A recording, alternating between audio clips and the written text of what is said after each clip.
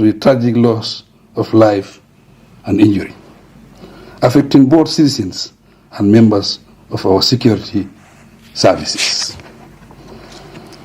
Every life lost is a loss for our entire nation, and each injury is a reminder of the preciousness of peace. I extend my sincere condolences to the family of Umar Baji and assure them, as well as all affected families, of our prayers and state support in this difficult time. I also wish a swift recovery to all those injured, including our dedicated law enforcement officers. As a nation that cherishes democracy and unity, this is a defining moment for us. We must renew our commitment to peaceful engagement and lawful expression. The right to protest peacefully is a cornerstone of our democracy, protected by our Constitution and respected by this government. Let us, however, remember that violence, destruction of property, and threats to public safety undermine the very freedoms we seek to protect and will be addressed firmly by law. It is essential that all grievances, especially those of our youth, who are the heart and hope of this country, are channeled through constructive, lawful avenues. I want to assure every Gambian, particularly our young people, that my administration is listening. Your aspirations are at the center of our national agenda, and your voices matter. Ours is a government open to dialogue. Let us work together through established institutions and youth platforms to resolve concerns peacefully and constructively.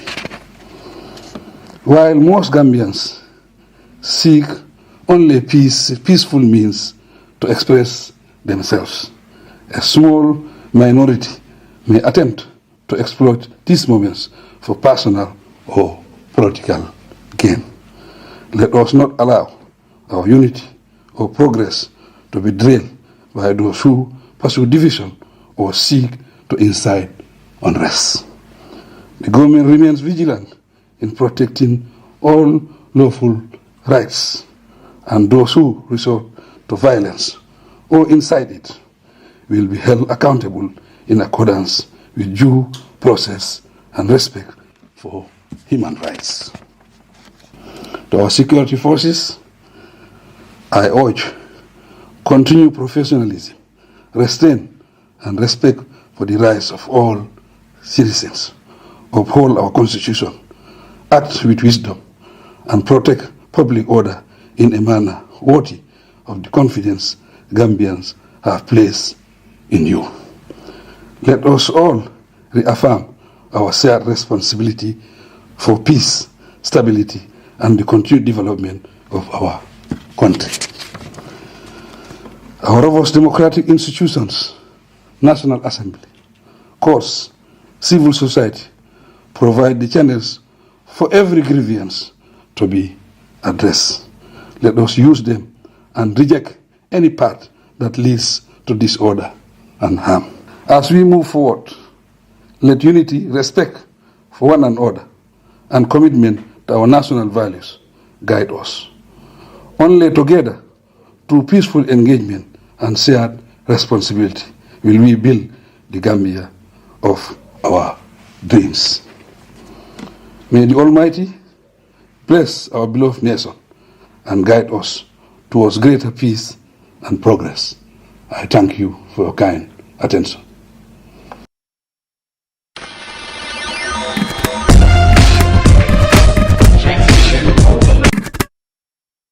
ok jërë ngeen jëf ñu ngi leen di nuyu bu baax am mbégte bu yaatu dalal leen ci Eyeafrica TV ci programme bu mag bi di sunu réew di am ci àllarba bu jot bu juróom-ñeenti waxtu yu jotee jàpp fukki waxtu ak ñaar ñu fi waxtaanee tolluwaay réew mi lépp loo xam ne dafa soxal réew mi ponk yu bëree bëri di fi dalal itam ay gan yu am solo yoo xam ne dañuy toog ak ñoom waxtaan ak ñoom ci réew mi waaye waxtaan ak ñoom itam ci seen mbiru bopp te itam am nañ fi gan gu am solo goo xam ne ci kanam dinañ waxtaan ak moom ci mbiru boppam waaye tamit ponk yi nga xam ne dëxañ nañ ko fas yéene ko waxtaanee itam muy yi nga xam ne dinañ ko waxtaanee suñu panélistes yi itam ñoom ñëpp ñu ngi fi Doudou Dia Abdoulaye Bojang Abdoulaye Thiam dinañu dab ci kanam ñaawru kooma mi ngi fi suñu gan di ki nga xam ne rek moo di Nenneh Cheyassin Secka-Kebe mooy suñu gan Golden Era di ab parti wala langue bu bees boo xam ne nag sos nañ ko ñoom itam ñu war a taxaw bokk ci lu jëm ci élection yu ñu dëgmal duñu waxtaan ak moom ci loolu rek dinañ waxtaan ci mbiru boppam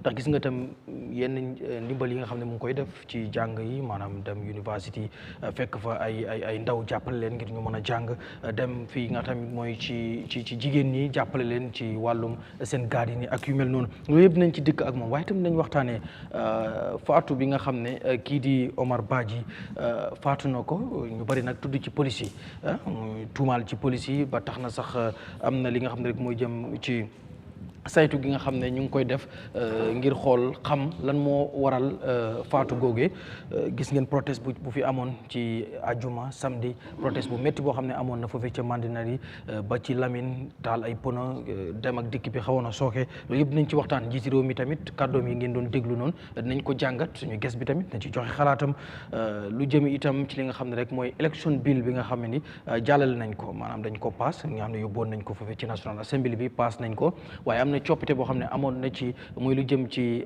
party registration fii xam naa suñu ges loolu dina ko concerne jëlee nañ ko ci $1 million yóbbu ko ci $2 million maanaam yokku nañ li nga xam ne mooy fii bi képp koo xam ne nga bëgg a register et party da ngay registration fii bi léegi dem na ba ci $2 million loolu itam dinañ ci waxtaan laata ñu koy jàllale gis ngeen yenn député yi kàddu yi nga xam ne yëkkati nañ ko bokk na ci lu ñu na ma waxtaanee audit report bi duñ dugg ba ci biir ndax ba tey daay gesuguñ li nga xam ne mooy report bi yëpp waaye dinañ ci cof ndax gis ngeen yenn révélation yi nga xam ne mi ngi tukkee ci audit report boobu mooy bu 2021 bi 2022 ba 2023 yooyu itam bokk na ci lu ñu nar a jàngat ak suñu panélistes yi waaye itam suñu ges bi du ñàkk mu yëkkati ci ay kàddoom yooyu mooy yi ñu tënk tey pour waxtaanee ko moom itam nañ waxtaan ak moom ndax yëg ngeen ne moom ak beneen candidate bu bees boo xam ne ñoom ñoo bokk wala ñoo fas yéene jokkaloo ñoom ñaar ngir dem ci élection yi loolu dinañ ci dëkk ci kanam ak kanam waaye laata loolu dañ koy nuyu moom su ko defee nag moom xam naa ne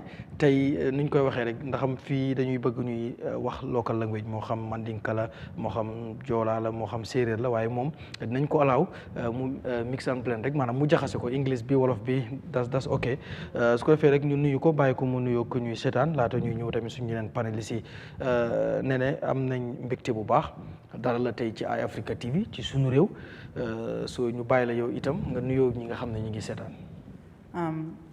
Nenneh Cheyassin Secka-Kebe. Assalamualaikum na ngeen def. I'm very happy to be here. Kontaan naa torop waaye man kenn rek a fi nekk rek jigéen ñi. We have about 5 men on the other side. So it's going to be an interesting night. Inshallah. Jërëjëf, I'm honored to be here. Thank you.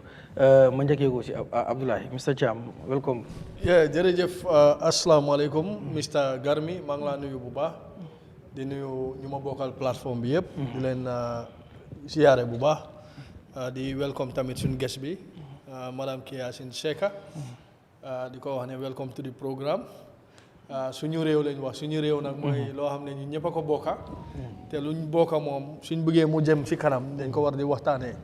maa ngi nuyoo suma toom di ko gërëm Mr. Dia suma koto maa ngi ko nuyu ñaawru di nuyu tamit suma party leader and secretary general muy His Excellency President Adama Barrow di nuyu national executive bu NPP di nuyu suñ support base bi si biir réew mi ak si diaspora bi yëpp amaat mbégte beneen yoon pour bokk ci programme bi jërëjëf. macha allah Mr. Bojang.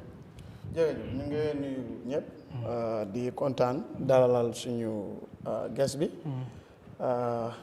di nuyu Gambians home and abroad di nuyu suñu fans yi yëpp. Mr. Dia am na ku ne ma nuyu la. tey dañu tase rek mu ne ma man moom Mr. Dia mooy suma nit. macha allah.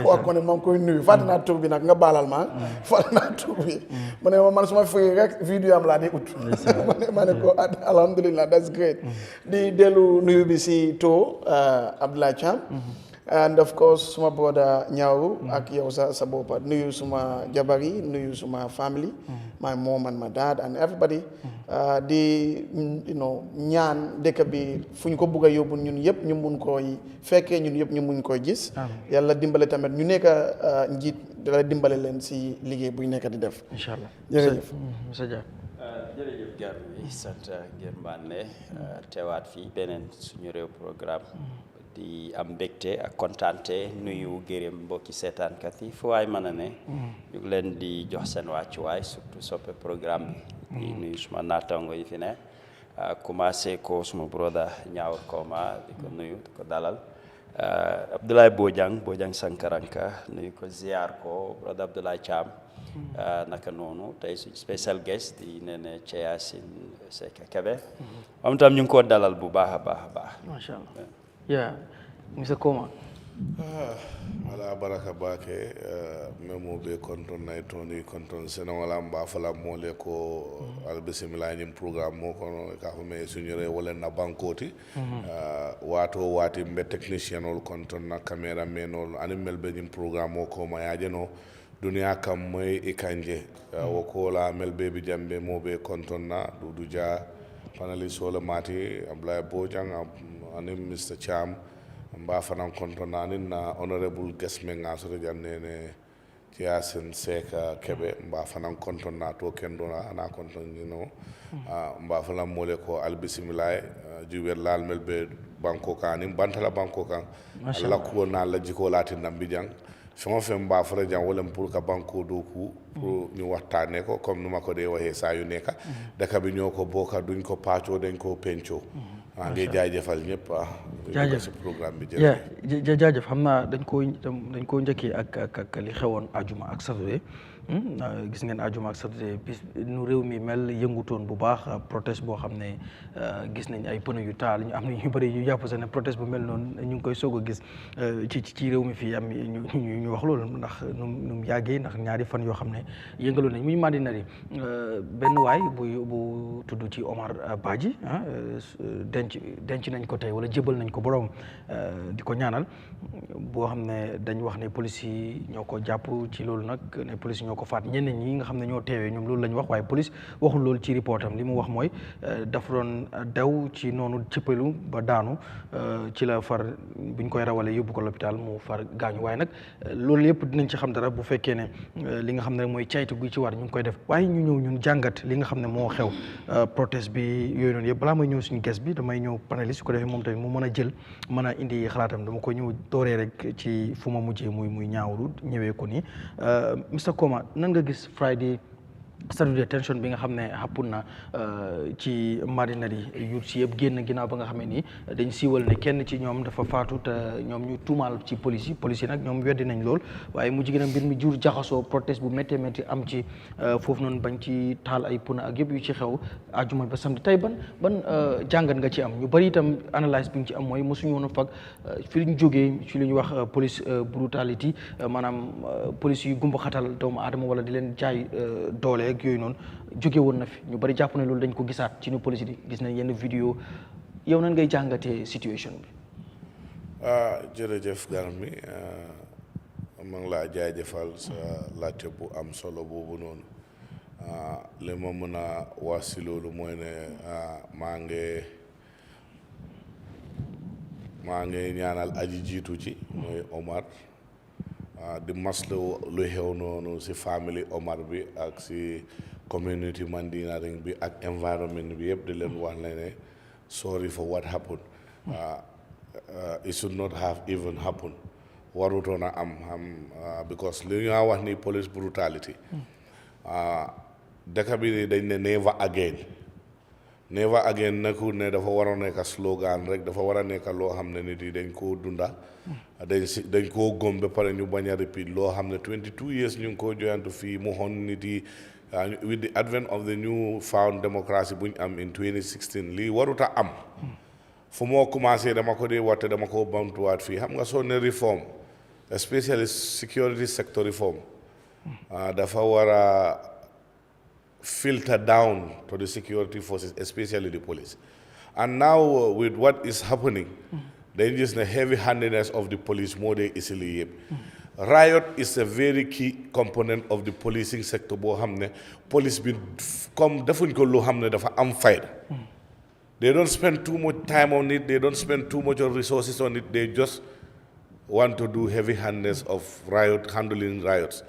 Lolu si newfound democracy bu nek ak 21st century amut space ci suñ society. Police dafa wara nekk loo xam ne the last people to get angry. Yow yaa war a comport sa bopp. Yow yaa war a nekk koo xam ne yow da ngaa mun jël lu nekk, especially incident bi xew na ba pare. Ku war a faatu na. Yow yéen ñi war a ñëwaat foofu pour reinforce da ngeen demaat foofu seen président boobu sax si ground boobu will agitate the community. Yéen soo leen fa eggee ak lu ñu leen mun a wax ak lu ñu leen mun a def just so maximum restraint taxawal fi nga taxaw. Defal li nga war a def because liggéey police ñun xam nañ ne dafa bëri te pare liggéey police am na melo yu bëri soo demee nga criss cross the entire place yow mun nga koo sooraan mun ngaa taxaw strategic positions nga bàyyi distance sa diggante ak community bi pour bañ a amaa gaay confrontation waaye recently lu ñoo gis police bi di def it is unprofessional, it is unethical, it is unconstitutional, it is unlawful.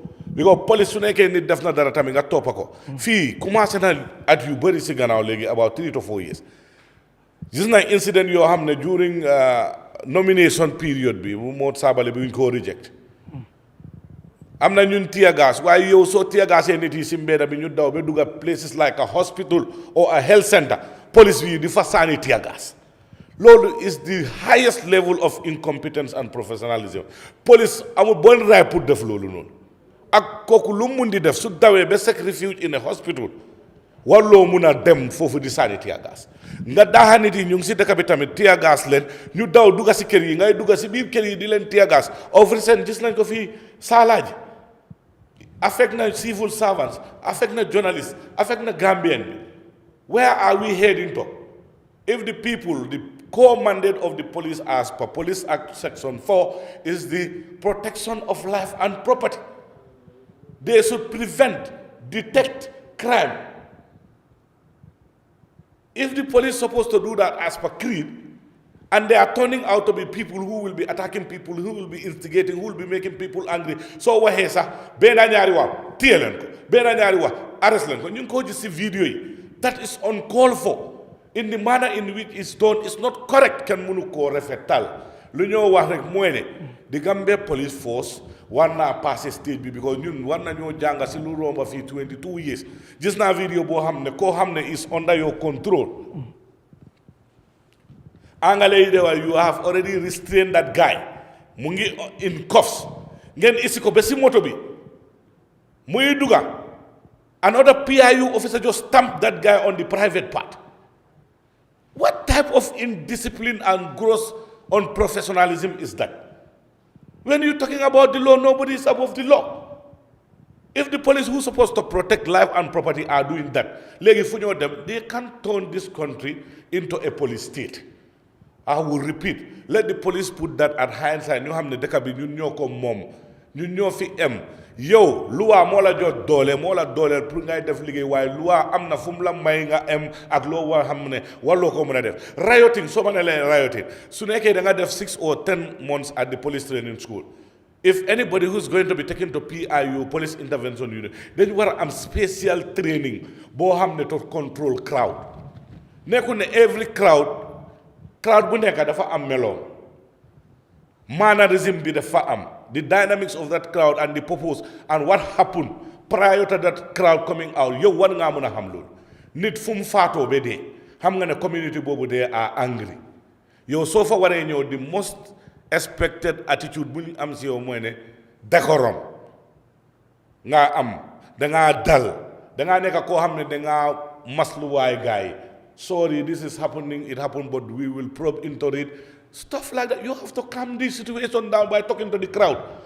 Even these intervention people, they should be equipped with, they were PA address systems yoo xam ne you can talk to the people sorry ñun duñ seen ennemi fii dañ fi ñëw pour def suñu liggéey lu def ñaawlu nañ ko ñun supportuñ ko waaye dañ ñëw fii pour saama yéen ni ngeen fi nekkee ak ñu fi nekka seen bakken ak seen ale ñun looloo seen suñu liggéey ñun seen jaam lañ ñun yéen la ñoo saa why we are not here to create anything why you can't just come nga start ñooñu dañ agree rek nga start di confronter di sànni tiyagas ji nga tiyagas boobu we are part man am part of ñoo xam ne I have seen it first hand once twice not 3 times you just talk to people like this within 5-10 minutes they've started firing tiyagas at you fii si gala event bi nii fii kaani fi magistrate ko that is the most bizarre thing man lu ma musa gis police officer di ko def nit mu daanu already he's on the ground you spraying tear gas on the person like mosquito nga spray doomi adama comme yow loolu ban façon police lañ am si réew mi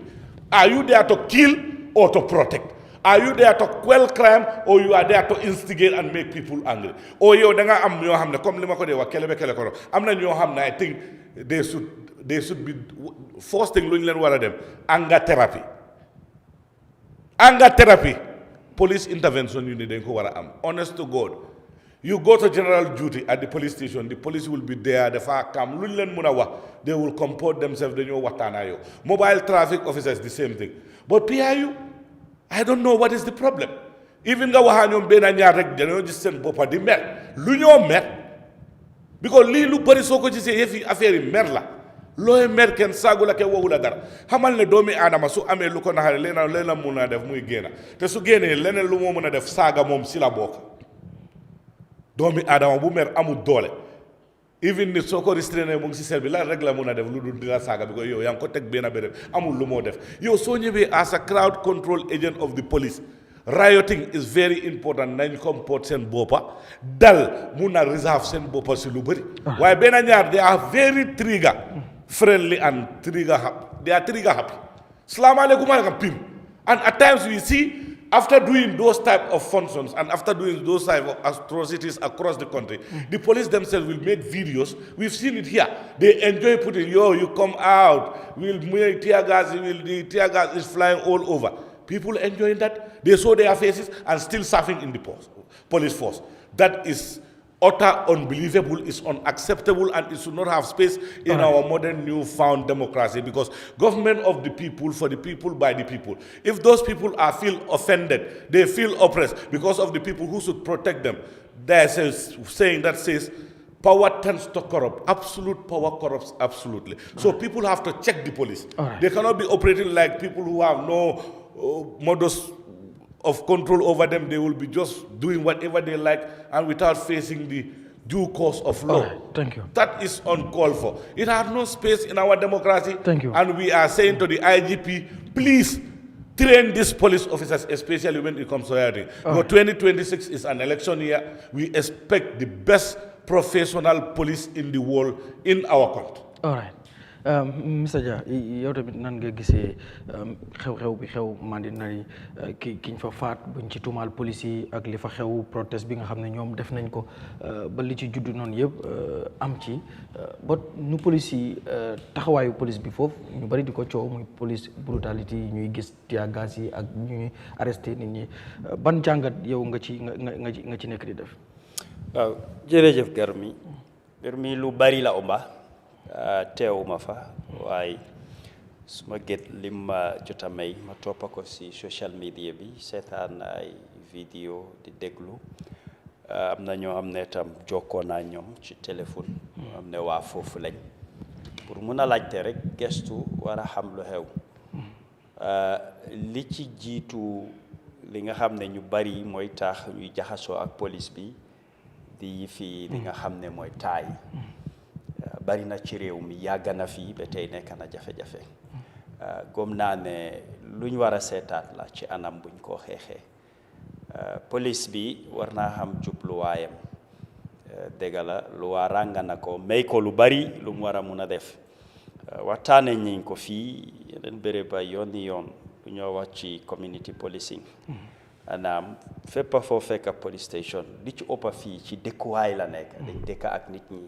di jëflante ak ñoom yenn xew-xew su amee am na nuñ ko war a régler ñu bañ di toppa doole ak mer lu ëpp di li olof di wax ne ëppa doole bos bot suñ buggee sukkandeku ci loolu rek loraange dafa bari leneen li mooy ne liñ cee déggee si xibaar police bi lim nettali ak ñi dëkk foofu ñu ko fekkee liñ nettali bokkut ñoom ñaar ñëpp mënuñoo wax dëgga waaye olof dafa ne lu ñëpp seede dëgga la waaye police bi ñoom waxal nañ seen boppa en lu ñu wax tam dafa tey xel ñeneen ñi fekkee liñ nettali moo gën a jàppa xel soo xoolee li xew yaakaar naa nit ki ak lu munta xew soo ko jàppee surtout nga handcuff ko kooku maanaam teg nga ko benn béréb waaye gis nañ ko ay yoon gis nañ ñu ko nettali police bi handcuff la mu wax dara nga tontu mu bës ko mu gën a tight sa loxo loolu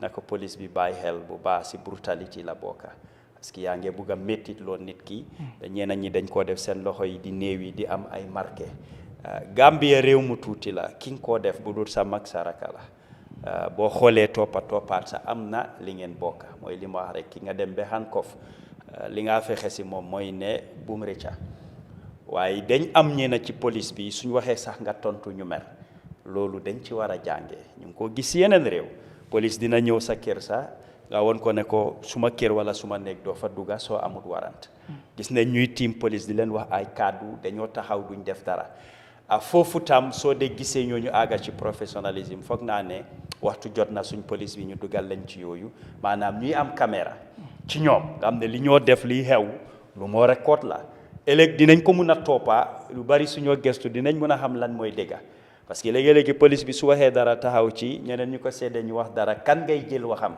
yow sa xel lim gën a jàppa loolu ngay war a mun a nangu waaye jumtuwaay lu police bi soxla war nañ ko war a mun a yokka en li xew bakkan dafa diis foo dem ba bakkan rod rek nit ñi dinañ mer loolu foog ñu génn wane seen boppa en lu ñu xamee ci crowd control man crowd control ak disperse crowd bari na yoon nuñ ko war a defee waaye dafa mel ni fii police bi daf dee jóg ne forcé rek foog faaw nit ñi ñu tasaaroo doole lay gën a jàllale te nekkut ne lu nekk rek doole moo ko war a mun a sottal wala moo ko mun a saafaral man dama dem ba vidéo ma seetaan keroog ma toog ma ne tear gas ñaata la day jar ba ma dugga online di seet waaye des na si size bi ak ban façon la nekkut lu cheap nekkut lu yomba waaye su ma bët lim ma may ñeneen ñi si police bi dañ ko dee foye maanaam niñ koo sànnee kiñ koo sànni soo sànnee tear gas nit ñi di daw di tasaaroo fooguma ne war ngaa yokkaat yow sa jubluwaay mooy nañ fa jógee nañ tasaaroo waaye doo def tear gas ñuy daw nga di leen toppa di yokkaat di sànni tear gas loolu is not professional du noonu en mënuloo wax ne yaa ngi ut mbooloo nga gis benn nit ku yundoo rek nga sànni tear gas duñ ko defee noonu nga daaxee nit mu daw dugg ci kër yow xamuloo kër bi li fa nekk nga sànni fa tear gas man foog naa ne di police command loolu dañ ko war a réguler dañ ko war a régler ñu gis ne nuñ ko defee du nii lañ ko war a defee am na crowd yoo xam ne mun nga koo tasaare te jarul nga sànni tear gas li ci gën a yéemu da nga war di xam crowd bi nga jëflanteel li ma gis keroog dafa dawe waar mbooloo génn na ba ay xale yu ndaw ñu ngi téye ay placard ñooñu yaram waroon naa daw ne pour nga sànni leen tear gas comme ni nga ko waxee lu bari waxtaan lu bari si la xëcc saa yu nekk ma wax ko dialogue win-win situation lay nekk te xam ne ki nga lor tey ëllëg da ngeen ñëw da ngeen a dem tase feneen waaye même media bi seen boppa bàyyuñ leen journaliste yi en loolu police bi tam war na cee bàyyi xel ne mbooloo wala crowd fu mu am yu bari balaa ngaa sànni tear gas léegi-léegi ñoom mi nga am ne ñoo nekk ci media journaliste ñëwuñ fa pour protest ñëwuñ pour dara dañ ñëw pour am xibaar mun koo tasaare yëgal leen ne leen yéen génn leen def leen nii wala sax ñu nekkee ci côté police bi waaye ñoom dañoo boole ñëpp sànni tear gas seetuñ ne magang fa jigéenang fa fuñ toll waaye lépp lu nit jóg rek di ko def dafa am lu ko waral leneen li mooy dégg ne njiiti réew mi mu génn wax ak li nga xam ne mooy doomi réew mi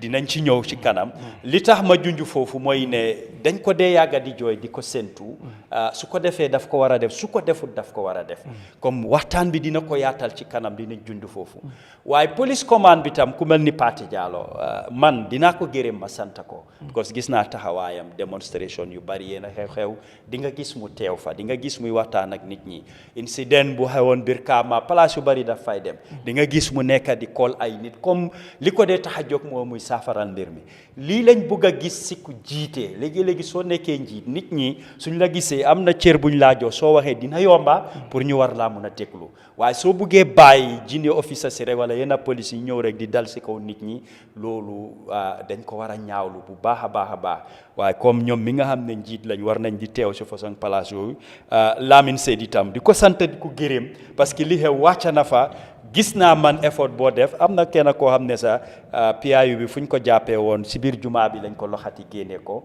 keesee di gis naa mu intervene ba mujjee bi kooku ñu bàyyi ko mu rëcca du rek ne am na place nekk presidential youth advisor waaye gis nañ mu ngi yëngatu protest bu xewoon Westfield ak yeneen yiitam lañ bugg a gis soo amee place wala nga jiite ay nit suñ nekkee si jafe-jafe nekk ci tolof baax na ngay wane sa boppa di fa feeñ di fa teew di waxtaan ak askan bi waaye mbir mi dem na ñëw na réew mi suñu réew la luñ bokka la problème du ñàkka waaye saa yu nekk ma ko su amee léegi lan la ñoo def ba saafaral ko waaye mbir nag suy xew li nga def tey ëllëg nga def ko gannaaw ëllëg def ko su boobaa dafa nekk jikko te du lii lañ bugg a séntu si police bi bugga nañoo gis ne comme ñoom luy seen warugal luy seen jubluwaay mooy pour aar li nga xam ne mooy bakkan mooy pour aar li nga xam ne mooy nit ñi seen dëkkuwaay ak lépp loo xam ne ay jumtuwaay la waaye suñ demee ba wàcca loolu rek du ñoo ne professionnalisme mu ngee bugg a manqué te loolu waruta nekk jubluwaay bi Mr Bojang jërëjëf man fooguma ne situation bi at the moment waaye balaa ñu dugg si waxtaan bi ñu ngi masaw ñu ngi ñaan yàlla subhanahu wa taala mu jéegal kii dugal ko jannatul firdaws ñu nga xam ne ñun la fi bàyyi yàlla tamit def ñun tamit ñu mun a nekk fii si turam si def lu baax ba time bu nga xam ne daf ñu soxla suñu last kaddu nekk kaddu bu nga xam ne kaddu buy wone ne gom nañ yàlla gom nañ yonente bi te ñu ngi def lu baax ñu ngi masaw is very painful, it's very difficult. We've been there and we know how painful it is. I don't agree with most people when they say police brutality. No, it has gone beyond police brutality. It is state brutality. There is a difference. State brutality, police brutality. When you say state brutality, mooy nguur bu nga xam ne dafay jaay doole si ñaaka laa jox li nga eeloo xañ la ngir am na doole ñaaka def lu wax lu mu wax ngir moom am na doole. So boo wanee police brutality, it means it is a branch element of state brutality. It's a subset. Bere bu tuuti la si bere bu mag bi. Now, for example, if you have amount of money, bu nga xam ne is 7 billion for security sector reform, but you decided not to invest in the police, decided not to give them the normal training, pour ñu mun a def seen liggéey, ñu gën a professional, ñu gën a efficient. Boobu du doole police bi boobu doole state la so state bi mu ngee xañ police bi mu ngee xañ citizens yi. That is state brutality. Example la so boo gisee police yi ñuy continuer si brutality, state brutality moo am moo tax nga mun a am police brutality because state brutality su amut police brutality du mun a dem parce que state bi moo koy stop. So police su ñu waree am they are part of the security sector reform yu war a am mënuñ ko am ñooñu caméra sax ba nga xam ne comme booda nu mu ko waxee Doudou Dia dañ ko war a am pour lan aar ñooñ seen boppa ku leen rey nit ñi xam ak ñooñ tamit lu ñu def mu guide leen mënuñu ko am. Then that is state brutality because the state is denying the police their protection. It's also denying them accountability, transparency, professionalism. So the police, they themselves are victims. Unfortunately, most of them don't know that they are victims they themselves. So the situation in the Gambia, in Mandinari, hey, come on. We have seen serving members of the Gambia Armed Forces. They were killed here and thrown in wells. They promised investigation. Those families don't know what happened up to now. Those families gathered intelligence that where the incident happened, we see combat boots. There was a PIU checkpoint, like 200 meters, 100 meters from the scene. And there was a lot of other things. But the Gambia Armed Forces is silent about it. The Gambia Police is silent about it. Every now and then they will tell us we will investigate. If the police don't investigate properly, who has the power to make them investigate? Is it not the general, the bigger government machinery? But if that government machinery is not doing the needful, then this police brutality will continue, because police brutality is an offshoot of state brutality. When the government refuses to execute orders given by the court, judgments given by the court, that is state brutality. Lolu moy nguur bu nga am bu nga xamne mu ngi lay xagn di la xé ci li nga xamne teggu ko ci dara ci ngir mom mo am doole. Kon police yi ci nguur bobu lañ nekk, so obviously lolu la ñoy def. Lu ñu def lamen gis nga dama dé won ñi jité fokk nga am cadre te cadre na pour nga am ko nu su metté waxal diga rek su neexé tamé waxal diga bes bo fen sa nit ñi dañ lay gom mota police yi lu ñu binda ñoy sa sem bop xam nañ dañoo binda why people will come at them from different angles, because there is trust deficiency, there is a lot of lies sometimes and narrative control, and so on. So Limo help. The people of Gobi want to know what happened. The people of Baji want to know what happened. A lot of people lost their lives in connection with police action or inaction, and sometimes in their custody or under their custody. So fii open up police brutality léegi state brutality moo am te ku ko jiitee mooy président Barrow mu ne dañu war a nangu déglu loi lu mu wax toppa loi dëkk bi waaye nag booy wan nit ñi toppa loi dëkk bi yow sax da nga koy toppa court su joxee judgment ne da nga war a fay Nenneh Frida ngir da nga ko tooñ nga ne doo ko fay waaye nga ne Gambia ni ñu follow the law. I cannot understand that. So lolu moy state brutality. Yokute si pla si watan bi ne waaw we can be all the time on police brutality, but let's use state brutality so that our officers, our brothers who are there would know they themselves are victims, even though most of them don't understand that they themselves are victims. And the police, the government should invest not only in the police, even in the army. You see, some of these things, the world is advanced. Make use of drones. You will be able to know all these things without you even going to physical contact with people and tear gas and all those sort of things. The drone will be able to do that surveillance, will even know who did what and who did not do what. The police don't need to be even on the ground to be fighting with people, tear gas. No. If people are doing burglary, the drone can get it and everything, and then they get you arrested. We are not even there, but we know you did this. The footage is here. So we need to invest in our police. Unfortunately, they don't understand. Some of them don't understand that they themselves are victims. So, then it is difficult. This is it. This is as an individual. Next time it could be Manga. Next time it could be Nyasi. Next time it could be Secka. When the coalition came in 2016, did they tell us who ordered the killing of Aruna Jatta? They did not. Up to date. But then, you have people who will say, oh, the people of Fonyi are rebels. Now it has not been in Fonyi. I think now it has left Fonyi. Now it's coming to our doorsteps. We, the civilized people who are not rebels. This is what happens. This is not the first incident, and I can promise you it's not going to be the last incident. Except we collectively take action. New Gisne, we have to make put a stop to this state brutality. That's what we need to fight first. Then we can fight police brutality. Because the system is brutalizing the police and making the police to brutalize us. Anger, My friend, I cannot even buy a bag of rice. My diaper, baby diaper is finished. And you call me to go and address somebody who is making noise. Naturally, you get angry. Come on, that's the truth. The police need to be supported. We need to invest back. And that is why we are asking, where is the 7 billion? Where has it gone into? Security sector reform up to now. We're going to what? 10 years?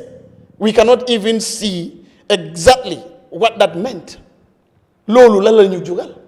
So it's state brutality led by President Barrow and NPP. And we need to talk to them for them to change their ways. Wiley is not the first, state is not going to be the last. If Gambians cannot come together and see the problem and fix it. So mota damade wa ningi dende amlinga de wa Pareto analysis. Problem buneka. Only 20% is the root cause of the problem. If you want to solve the 80%, yes, you'll have the optics solved now. No, but the 20% that is there which is causing the problem is going to continue to reoccur. And that is why ñun war nañu stop luñ dé wa state brutality. So state brutality could come Omar ngeen do ko be mu dé for example no why nak police be su la xagné deg ñaka lay deglu nguur nga dem court nga win ñu ñaka def li court bi wax all is brutality. Te benn brutality su continuer di am benen dina jóg lii lañ nekk di ñaan Gambien si ñu understand moo tax dooleel nguur bu nga xam ne bakkani nit ñi dañoo faatu si yàlla dina la ko laajte kon nañu xool ñu xam ne politique tamit suñu baameel bokk na si so ma ngay ñaan Gambien yi yëpp ngeen gis nañ jaabam fii lu xew lu tax nit ñi di gaaw di dem si street because they don't have faith in the court system da ngaa dem court nga win court nguur bi ne duñ la ko def nga police yi ñu arrest la sa mobile sax ba léegi doo ko mën a am sa own personal mobile we talking about liberty here ñu jàngal law they know when we talk about liberty so loolu mooy continuer di happen buñ nekk di xool UDP la APRC la non Gambia should come first loi bi lu mu wax président bi nu métti na try na def loi bi lu mu wax loolu mooy tax ñu am jaama nit ñi suñu gomu dem si police gomuñ si dem si court bi fu ñu gom mooy street bi loolu moo nekk di xew Gambia people don't have faith in the judiciary system in the police as such small thing rek the street loolu lañu war a wàññi si dëkk bi based on good leadership of direction. All right. Yes, balaa ma dem suñu guest bi Mr Cham nan nga gisee yow tamit situation bi xewoon Mandinari mbiru Omar Jatta mi nga xam ne Omar Badji mi nga xam ne faatu na ñu tuumaal ci police tamit moom statement bu mu génne ak li waa Mandinari di wax wutee na nan nga ko jàngatee lu jëm ci wàllu police brutality jafe-jafe yu ci am protest bi ci xew noonu yëpp yow ban jàngat nga ci gis. jërëjëf man lu ma njëkk a wax mooy ne first of all maa ngi jaale famille bi nga xam ne ñoo ñàkka parce que ku ñàkka ndaw la comme ñun te xam nañ ne ndaw moom foo ko ñàkka si réew rek loolu ñàkka bu rëy la so therefore famille bi yëpp ñu ngi leen a jaale si turi NPP di leen jaare si turi nguur gi comme président Adama Barrow mu mu génnee woon jaale si turi nguur gi waaye amut foofu noonu jël délégation bokk na si Minister of Interior ak ki nga xam ne mooy governor West Coast Region ñu dem fii bi ba Mandinari dem si njaboot bi waxtaan ak ñoom wan leen ne lu xew nguur gaa ngi koo naxarlu te ñu ngi ko ñaanal yàlla yërëm ko waaye tamit amut foofu noonu ba léegi ñu ngi def ay engagements yoo xam ne ñu ngi waxtaan ak famille bi loolu yëpp jubluwaay bi mooy pour li nga xam ne ñàkk nañ ko although duñ ko mun a amaat parce que dem na already waaye nag at least naxar bi xala wàññeeku tuuti ñun suñ government we are committed pour make sure ne réewi Gambia surtout mala askani Gambia ñu jox leen li nga xam ne loolu lañ yeeloo te loolu moo nekkoon suñ campaign promise depuis 2016 ba léegi si loolu la ñu dox mooy ne dinañ respect loi dinañ respect démocratie doomi réew mi tamit dinañ leen jox seen aha ak seen yelleef te loolu ñu ngi siy try munuñ ta wax ne nag everything is perfect because àdduna moom yëpp munta sotti comme noo ko buggee waaye nag at the end of the day man lu ma gëm mooy ne am na ay jéego yoo xam ne ñu ngi koo def yoo xam ne tey ñu bëri si biir réew mi ñu ngi koo gis fu nekk soo ñëwee si wàllu security reforms am na ay jéego yu bëri yoo xam ne nguur gi def na ko waxuñ ne yëpp la rek because lépp mënut a xëy rek sotti benn yoon waaye nag jéego yooyu noonu nit ñi ñu ngi ko appreciate te ñu ngi jéem a déglu tamit li nga xam ne mooy askan bi seen feedback ñu seet naka leen ko mun a yokkee because soo xoolee Gambia tey nga xool Gambia démba di nga xam ne a lot has changed si wàlli démocratie si wàlli freedom of expression si wàlli rule of law loolu noonu koo xam ne yaa ngi gis démba lu fi doon xew te nga xool ko ak tey di nga xam ne changes am na si wàlli police li nga xam ne xew na nii mooy Omar Badji nguur gi taxawaayam foog naa ne loolu la war a def mooy ne bu issue bi xewee tooguñ rek di seetaan ekati nañ délégation ñu dem waxtaan ak njaboot bi emut foofu noonu bu protest bi amee nguur gi def nañ ay efforts pour gis ne ñi nga xam ne jàpp nañ leen si protest bi ñu bàyyi leen because that very Saturday bu affaire yi xewee si élection joxe nañ instruction ne ñi nga xam ne jàpp nañ leen yépp nañ leen bàyyi ñu dem ñu bàyyi leen ñu dem waaye emut foofu noonu ki nga xam ne mooy Deputy Inspector General of AIG operations Pate Jallow ak ki nga xam ne mooy youth advisor Lamin Seydi dem nañ di very day bu issue bi xewee si ngoon dem nañ foofu noonu pour jéem a waxtaan ak youth si emuñ foofu noonu si élection buñ xëyee nekkaan nañ fa ak youth si dimbalante ñoom ba gis ne affaire yëpp calm na daaw foog naa ne nguur bu responsible loolu la war a def léegi nag su nekkee ne wax nañ ne dafa am lu xew te ñu ne police jaarul defut yoon kon ñun dañ war a sàkku yoon te yoon bi mooy lan ñu toppa the due course of the law ñu make sure ne at the end of the day dëgg bi fu mu féetee ñun ñëpp ñu xam ko because definitely man bugga naa xam dëgg bi bugga naa xam kan moo rey Omar Badji because ndaw la te ndaw su ñàkkee bakkanam rek loolu loss bu mag la pour réew mi so lu ma ñaan mooy ne ñun ñëpp nañ tënku si loi ñu bàyyi loi def yi liggéeyam suñ demee ba si at the end of the day suñ xamee kan moo kan moo am dëgga su boobaa loi doxal lu mu war a doxal waaye man lu ma gëm mooy ne soo xoolee lii bi mu xewee nguur gi tooguñ rek di seetaan right now ñu ngi def investigation waaye amut si investigation bi secondly officers yi nga xam ne they were involved ñoom ñëpp at this point in time may wax ak yow ñoom ñëpp ñu ngi leen suspend pour ñu def investigation pour xam fan la mbir bi xew ak lan moo xew so obviously lu ñu war a def yëpp mooy as citizens ñun ñëpp dañu war a oote jàmm parce que réew tey du mun a dem kanam wala yokkute du mun a am si réew moomu noonu gannaaw jàmm te maa ngi ñaan leena si suñ ndaw yi mooy ne buñ déglu ñi nga xam ne dañ leen bugg a góomloo ne police yi seen noonu leen buñ déglu ñooñu noonu because am na si dëkk yoo xam ne am na ay politicians yoo xam ne dañ góomloo ndaw yi ne police yi seen ay noonu leen ba gis nañ ay jéye yi nga xam ne xew na si dëkk yooyu noonu ñun yaanuñ la lu mel noonu ñëw si Gambia because tey Gambia dafa ndaw tey kër goo dugga maybe police officer booy waxtaanal soo ko xamul directly xam nga rakaam wala nga xam mbokkaam kon ñun ñëpp benn famille leen lu ñu war a def mooy nañ seet naka lañ mun a dimbalantee pour make sure ne yii nii bu mu fi xewaat because Garmi du ma wax si issue bii nii waaye not long ago gis nañ fi ay ndaw yoo xam ne dañ mer buñ meree lan lañ def dañ dem attaque PIU poste bu nekk Jaamang fekka PIU yi foofu dóor leen nangu seen ay mat la yi sàcca ko dawaa ñoo su nekkee ne nag loolu mu ngi xew kon dañ war a def taxaw seetlu because suñ demee ba ñu nga xam ne ñoo ñu war a aar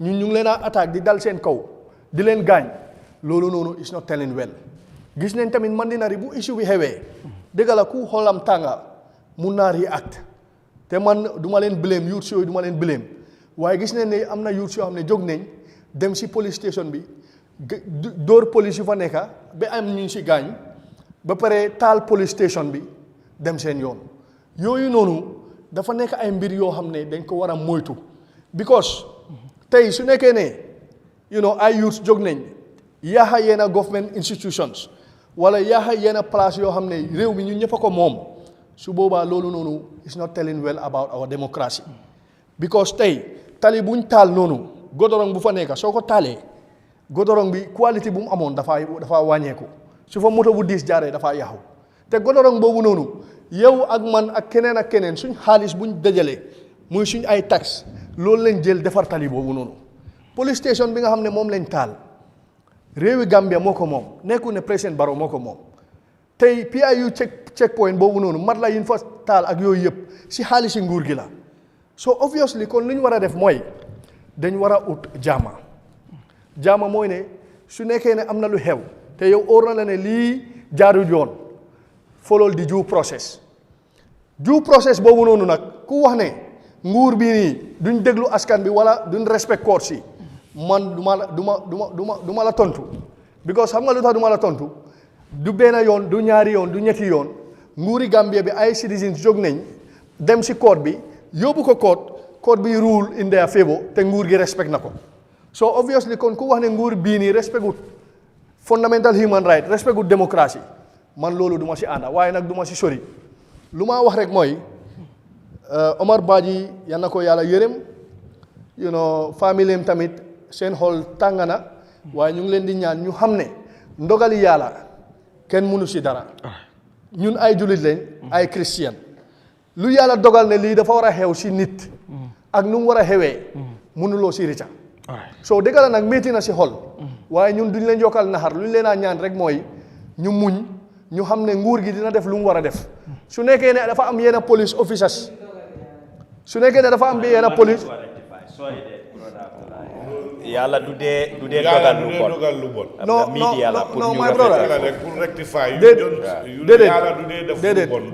déedéet ndogali yàlla la because yàlla non danga maa déglu my brother media la nekka déedéet somebody ñaawul it has a religious implication ñaawul when you are a Muslim anything good is godly anything that is bad is not godly ñaawul man we as Muslims we have to Garmi allow him to learn we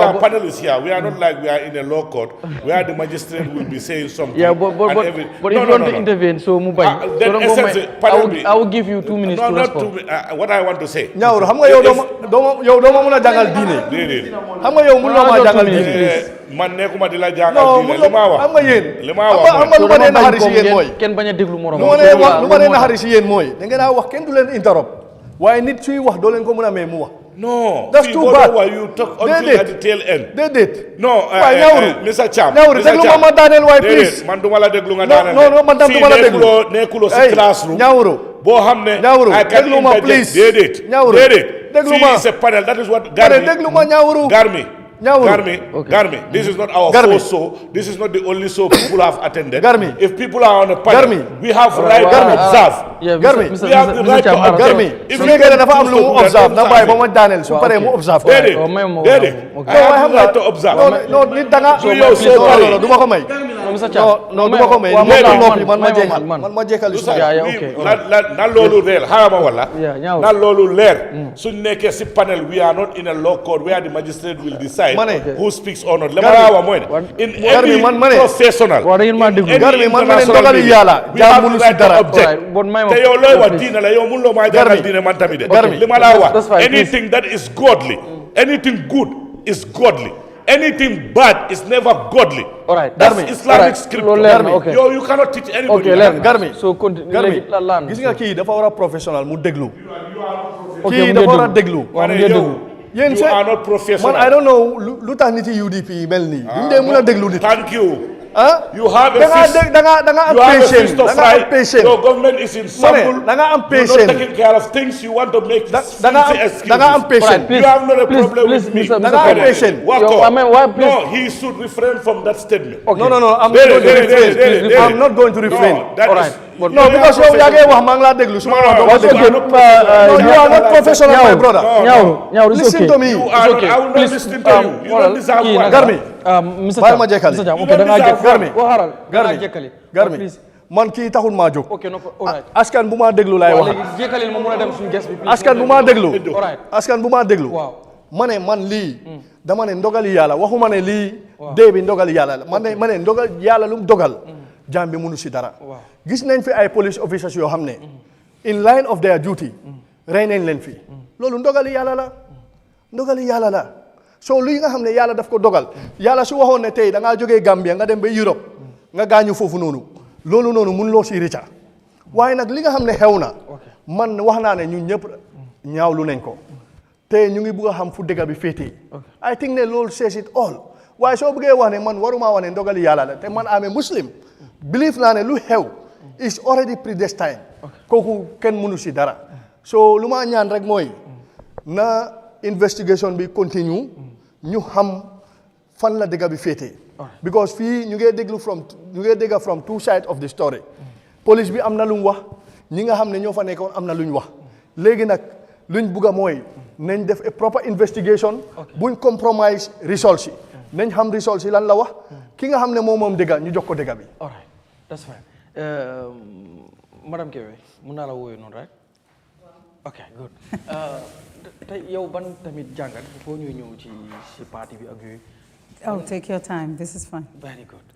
Ban jàngat ngay def yow tamit si li happen Mandinari gis nga youth si ginnaaw bi nga xam ne dañ wax ne kenn ci ñoom muy Omar Badji dafa faatu ñu accuse di police police bi tamit gis nga statement bi nga xam ne issue na ko regarding that issue ñoom tamit génne nañ ci ne du ñoom but police brutality nit ñi di ko wax ak lu nga gis yëpp du ñàkk yaa ngi doon gis some video social media ngi follow ak yu mel noonu so lan mooy sa reaction nan ngay analyser situation bi.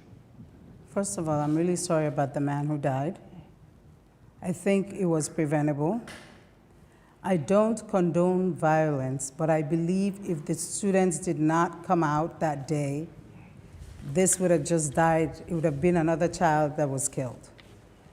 This is not the first time this has happened. The last time we were out, we had, there were students out a couple of months ago. They said the students did not have permits to be out. And this is a democratic situation. If we're unhappy, I think we have a right to protest. Especially if it's a peaceful protest.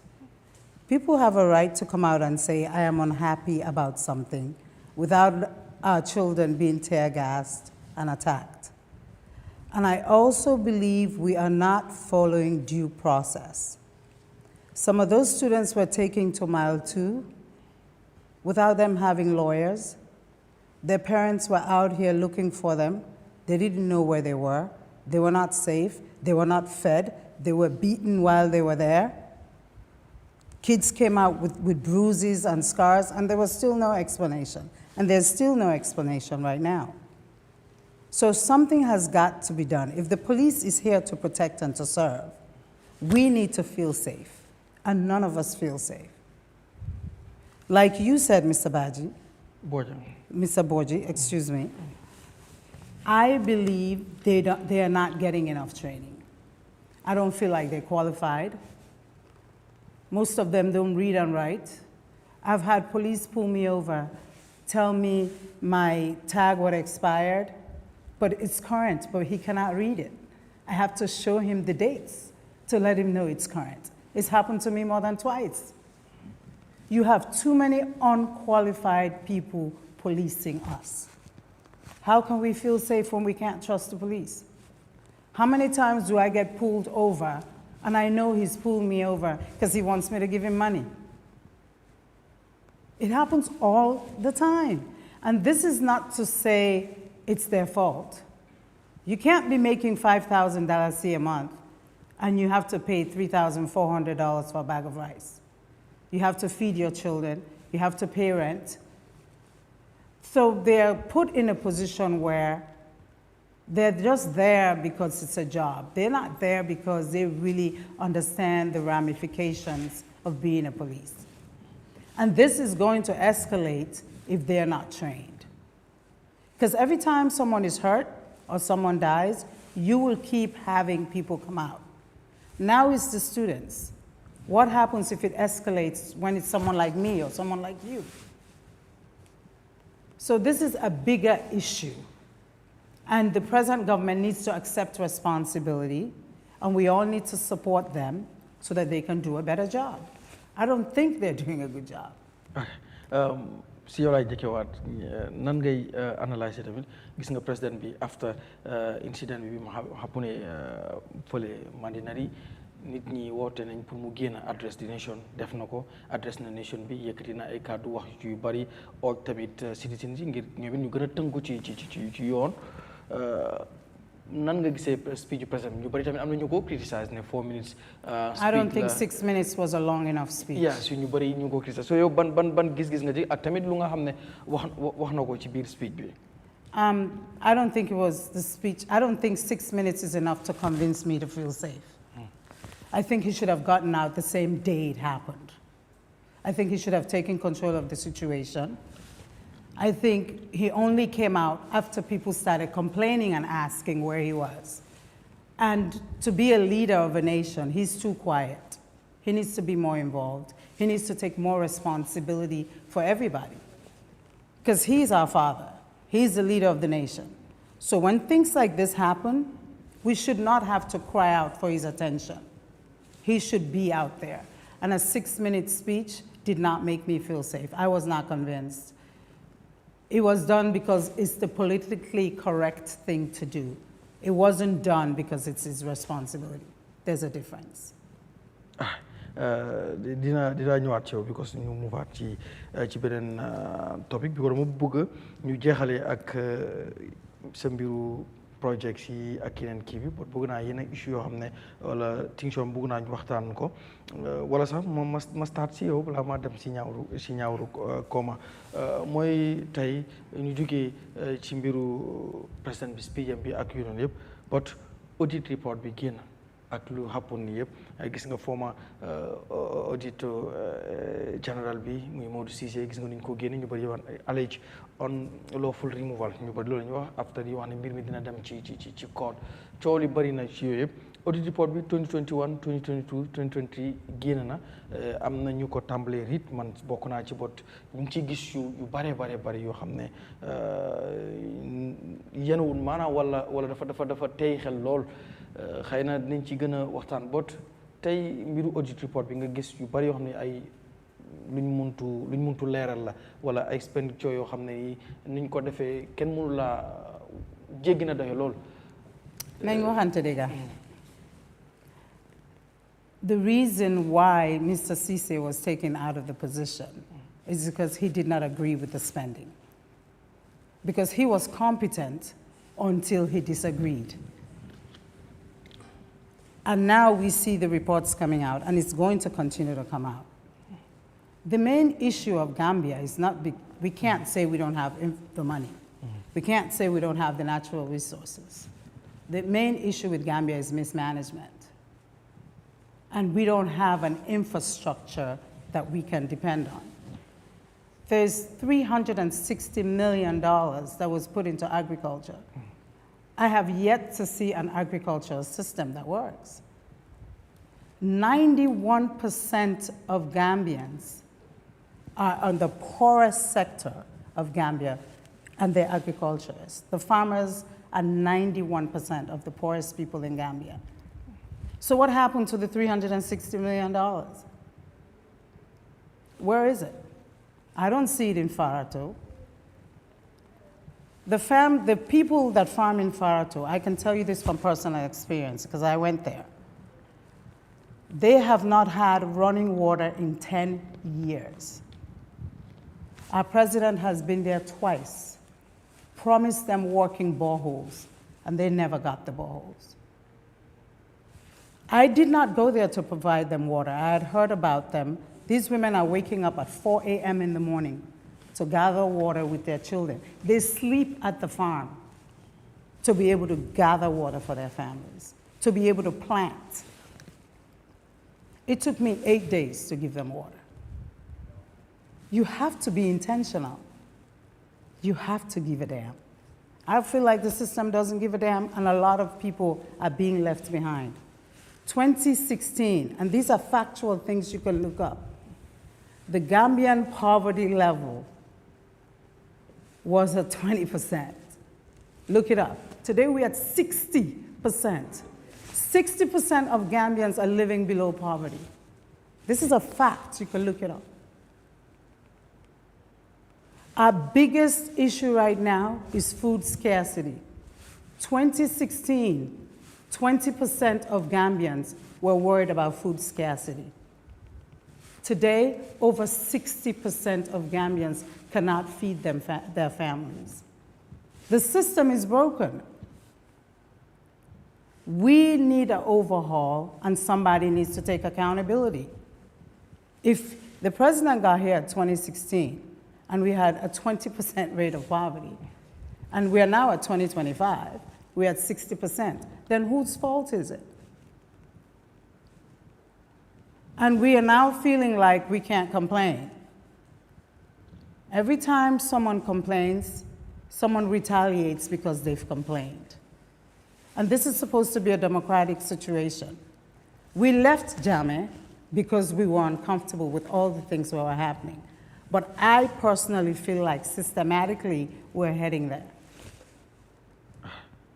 Because dinaa ñëwaat ci yow wat gaa yi ñu ne soo mënee jaxase wolof bi ak anglais bi tuuti ñoom itam ñu mën a kii waaye yow suñu guest nga special guest nga dafa lu la neex su la neexee sax nga laaj Chinese board anyway Mr. Koma audit report bi si yow laa ñëw gis nga 2021 2022 ak 2023 bi yëpp last time the Minister of Finance Sidi Keita dem na si assembly bi yóbbu na ko pour ñoom tamit ñu def li nga xam ne mooy further scrutiny gën koo càmbaraat boot joxe nañ ore itam pour ñu publish ko am na ñu ko jot tàmbalee jot di ko jàng boot liñ ci nekk révélation yi nga xam ne mu ngi ci tàmbalee génn ñu bëri ñu ngi wax ne so lii moo tax ñu génne sax ki nga xam ne mooy former auditor general bi Modou Cissé am na ñuy wax loolu because of lu ñu nekk di gis dafa doy waar trop ci that audit report bi nga xam ne joxe nañ ko muy ñetti audit report yooyu year 2021 2022 ba 2023 yow ban jàngat nga ci am bu fekkee ñëw nga yaa ngi ko riid wala riitaguloo ko ak waaye tamit yenn yi nga xam ne gis nga som journaliste wala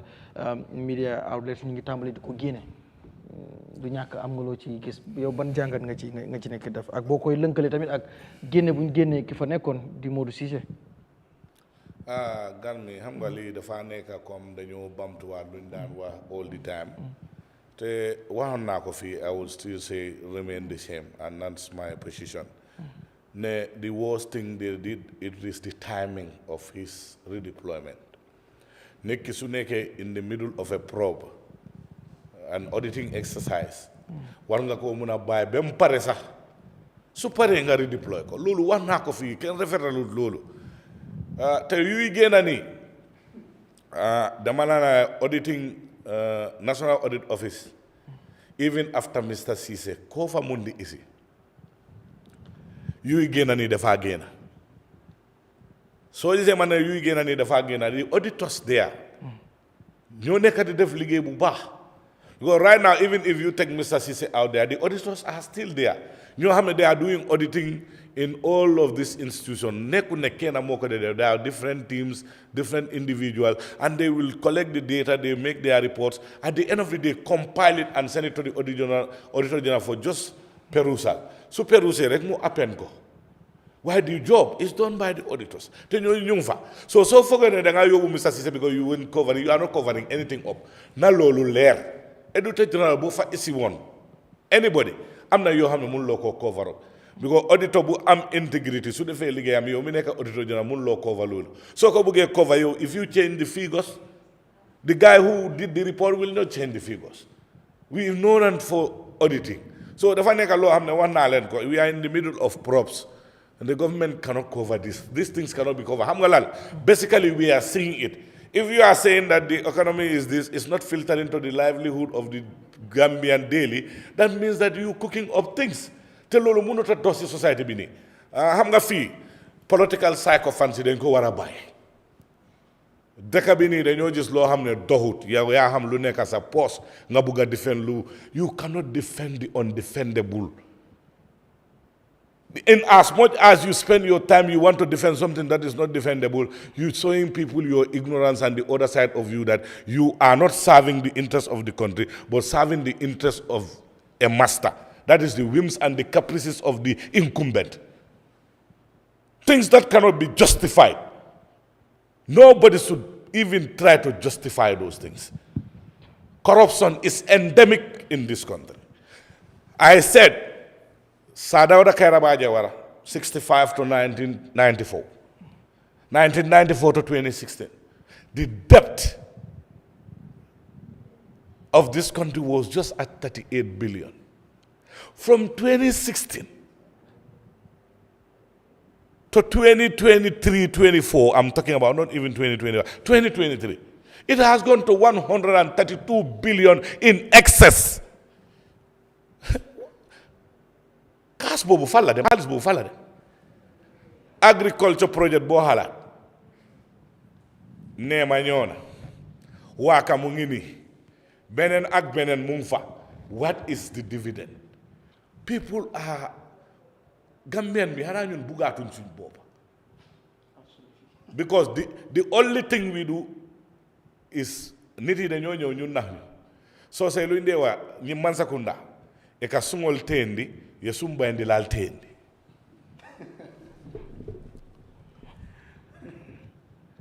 It's very sad. People are supporting something everywhere. When you go to the market nowadays, these days, the Gambia, the smiling coast of Africa, where in those days when all of us can attest to that here, during our childhood, none of us even would like to eat kombo tura, kol chalo, because you think eating that is a cost to your family. There are too much bonga around that you don't want to touch it. And it's not small bonga, you know. You ponkal, yo hamne ken yo ken amul loko lek. Now, Gambia, our land is ceded, our seaport is ceded, our sea is ceded. It's only left with the airspace that they've not ceded yet to international firms. Whenever you talk and you complain about it, they say PPP, public-private partnership. That doesn't yield dividend for the Gambian people. It doesn't bring any peace to us, only for few people to have interest and put the kickbacks in their pocket.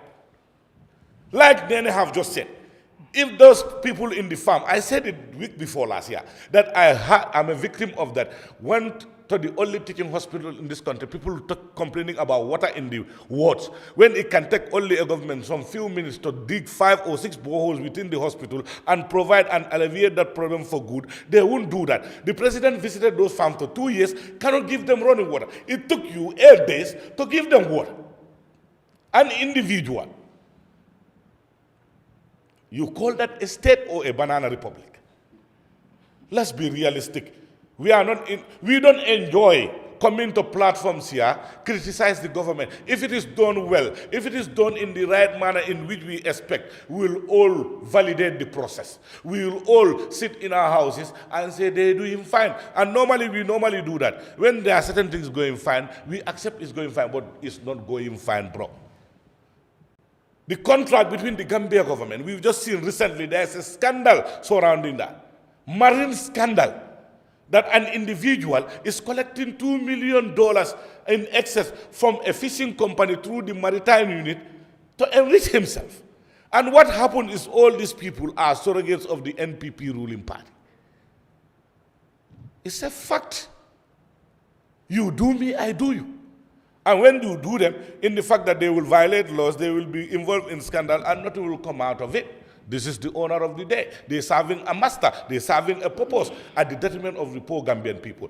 The sea, you can't buy fish at the market anymore. Lady fish, the smallest one, only 4 or 5, is $500. How many Gambian families can sustain fish money $500? That doesn't include only a heap of small fish, $500. That doesn't include onions, oil, and all the condiments that you normally do, nyama things for the cooking. Now that's why if you don't have a brother, you think all our youths wanting to ply through this Mediterranean Sea and the Atlantic Ocean with this perilous journey called the Bagway, you think it's at their behest or they like or love doing that? No, it's the condition that is forcing them to do that. Because when you sit with your family, your father, you spend. Some people here, I will tell you this, Garmi, put it on record. It's official. You deny me telling me at the McCarthy Square, some people cannot eat meat 365 days of the year until and unless there is this feast called Tobaski.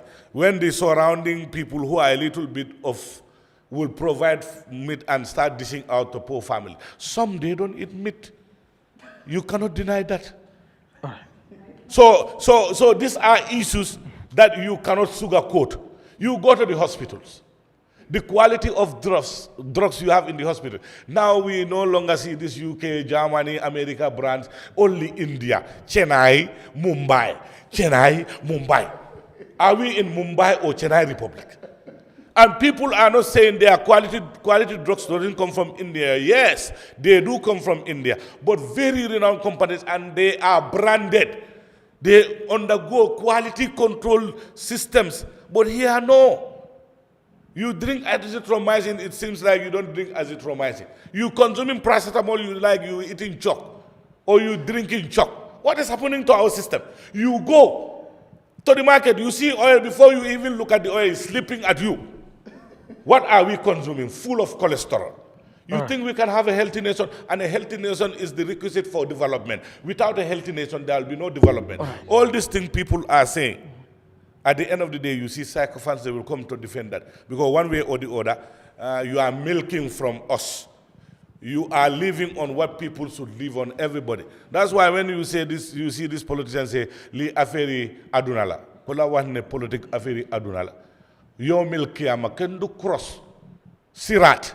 Feka yo lo leka si lo hamne deka biye pa ko yelo. Wonu denko watch.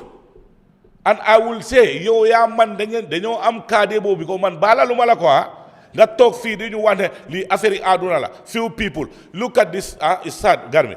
Some people here, their houses, they have windmill, they have standby generator, they have battery, they have more than 2 or 3.5 kg generator standby on full tank gas. When their net salary amount is not even more than 30,000. Si koñ bobu ñoo lañ dé wa doomi he ki mom ki dafa tekki de ki mo mëna sacca nga wara wax ki mo mëna sacca 5 years nga nga andani mom mu ngi dawal Pozo 3 or 5. Within 7 years, the father will nakalan ko de wahi Mercedes bini nakalan ko de wahi AMG, this one man G-Wagon 2023 2024 you see Gambians driving G-Wagon 2024 $50,000 US around $50,000 US dollars. Bo hamne bena headlight is nearly $5,000 G-Wagon. $5,000 xam nga ñaata l'hôpital la mëna jox fi ndox bro dëkk bi is better su nekkee nii la moo continuer ñu oo Chinese yi ak American yi ñu jaay leen ko ñun si suñ boppa ñu relé ko no because it's sad we always keep talking about these things and the government I will come to that place they don't respect the laws because there are laws that they should follow even in doing some of these things they don't. They put all that, and they will accept that we've not fulfilled the requirements as per GPPA Act. Every time they complain, audit recommendation, they keep on doing this thing all the time. It doesn't mean that Hamunko Legi is deliberate.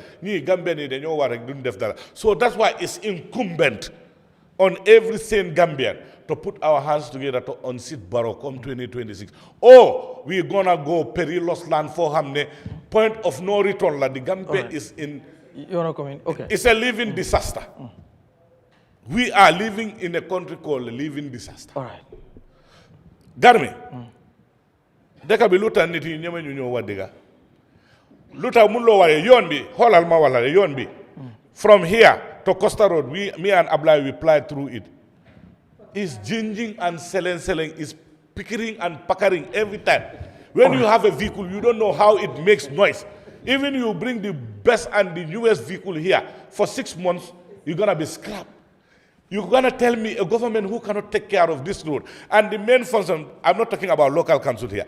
All the main roads leading to the coastal area and the Trans-Gambia is the responsibility of the central government. All right. And this road falls under that. The road from Serakunda, when you hit Churchilltown right now, one night I saw them, they said they are maintenance. They did it the same day. The following day, started going another side also. All right. There are still potholes. All right. You think we are a serious country, my Nyauru. With all this 360 million, right. Agriculture, zero. Commerce, zero. Road, zero. Network, zero. Right. We have the most expensive Thank you, data Nyauru. package in the Alright. entire world in this Alright, country. Nyauru, come. And nothing is done about it. You wanted People to say will something. think we are in a circus or what? All I right. have a suggestion. All right, what is this suggestion? You know, for us, when you're in America, before you participate in politics, you have to declare your income and you have to declare what you're worth. I think moving forward, anyone who's standing for a presidential candidate, a mayor, or anyone who's in a position to have access to our money, they need to declare what they're worth before they run. Because you see some people get into politics in Gambia, they were renting. And 5 to 10 years later, they have apartment buildings and single family homes. Your assets, and your assets have to be verifiable. Madam, can I tell you one thing? The unfortunate part is, Mrs. Kebe, they always do that.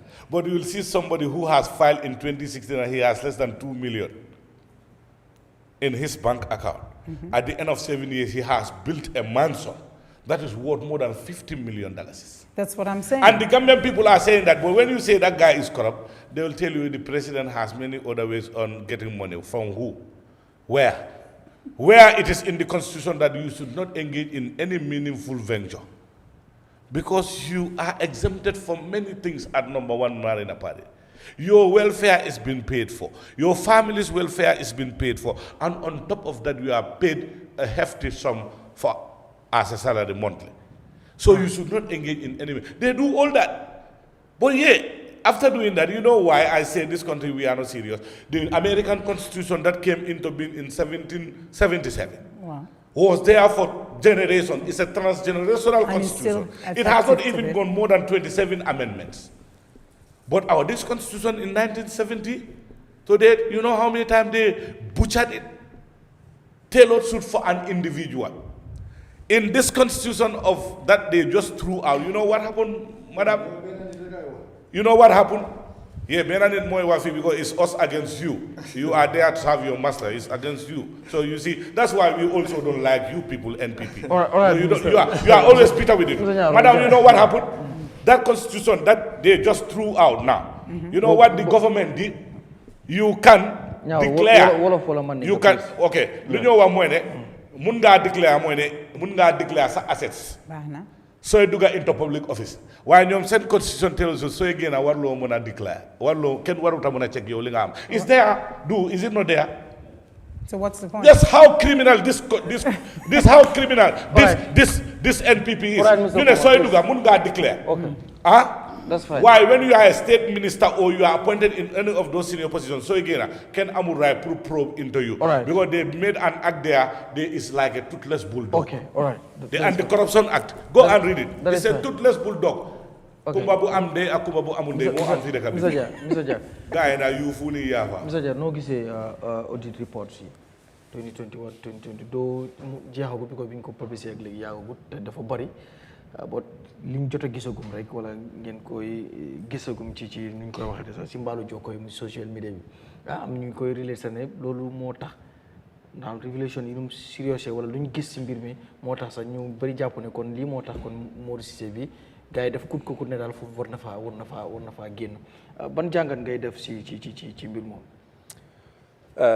réew dafa am nu moo doxee surtout ñun suñu réew.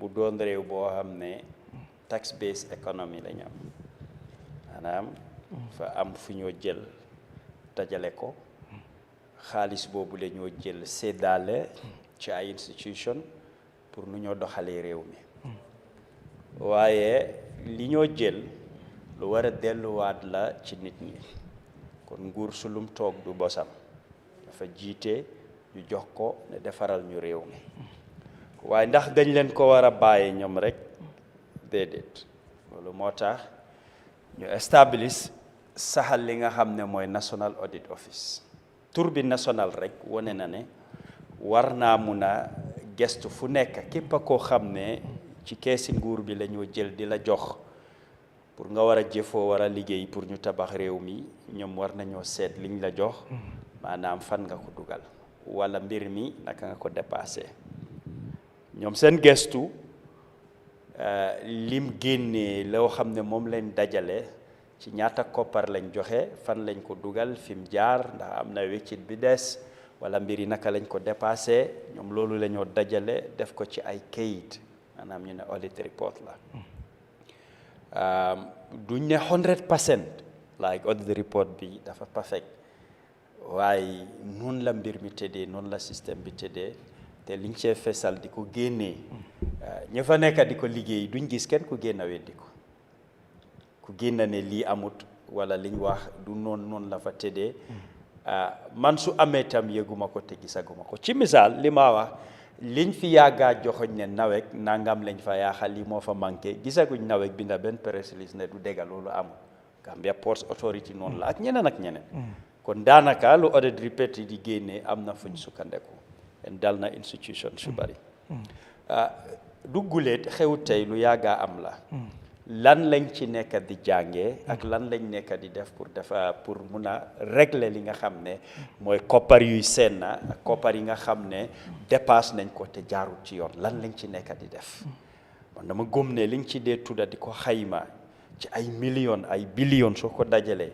wallaay réew mi waroon naa passé fii ci yenn secteur yoo xam ne lu ñu wax ne lii moo ci seen na wala lii moo ci manqué pour man loolu waroon naa nekk yokkutu boo xam ne Gambia level bu mu nekk tey war na ko war a mun a passé su ma waxee loolu wax ma ne développement amul fii oo liggéey wala defut dara dama ne fi ñu toll waroon nañ koo mun a romba Gambia war naa mun a weesu fuñ toll nii at yu passé at yiñ nekk yi ñëw audit report dina génn naka lañ nekk di jànkuwante ak moom nu ñoo jëflante ak moom du ma denc di ko wax about assessment nit ki da nga ko jox place 3 weer juróom benni weer ma ne nañ seet lim liggéey waaye dafa daw yaram léegi at lañ may borom ñu def benn at ñaari at ñu audit wax ne li fi seen ci koppar nangam la doo ci dégg dara kooku ba tey dafa continuer ci liggéey bi moo liggéey wala di same institution mu ngi fa yan measures si lañ teg pour ñu réguler loolu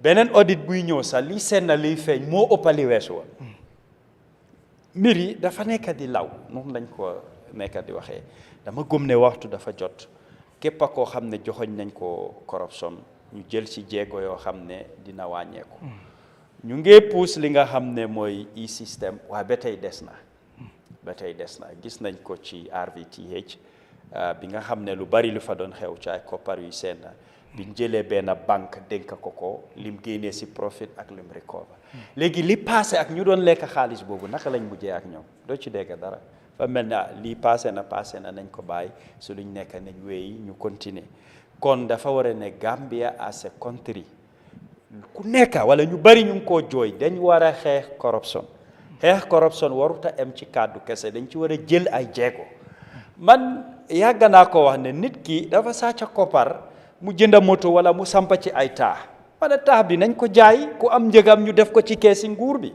ñu war ko mun a dépasse ci wérgu yaram bi ci wàllu jàngu bi ci agriculture ak leneen waaye diw jël na nangam jël na ci li sampa na ci kër ñu ne nañ ko daaxa ñu bàyyi ko million yooyu safarawut dara dafa mel ni mun ngaa ñëw léppaloo ci mun a rëccee rek bàyyi leen ko mu dem man loolu laa wax ne war nañ ko soppi war naa jeex ci réew mi fii nuñ ko waxee rek ñu ni neen xamante nañ ñu bari bu ñoo falu fii ñoo ma daan toog waxtaan waaye tey dem nañ ba amatuñ joti kenn liñ am ak li ñoo dugal seen mbir poos wax dëgg du liggéey weer bu dee moo leen ko war a mën a jox so ñu bari lu ñoo wax mooy soo gisee ngay wax bokkuloo ci système bi waaye ñi nekk ci système bi duñ ko wax loolu du kàddu boo xam ne sax ku nekk ci système war naa wax loolu parce que li moo fesal ak li moo wane dafa doy waar torop kenn du taxaw ne la Gambia corruption na ma kay mu ngi fi local government commission bii rek wane na ko ban région la dem te wonuñ ne dañ fa lekk ay millions ban région en région yëpp soo ko dajalee mooy réewi Gambia am na place yoo xam ne tey suñu leen tegaloon commission nit ñi dinañ yéem li fa nekk ak ñoo xam ne ñoo fa nekk di liggéey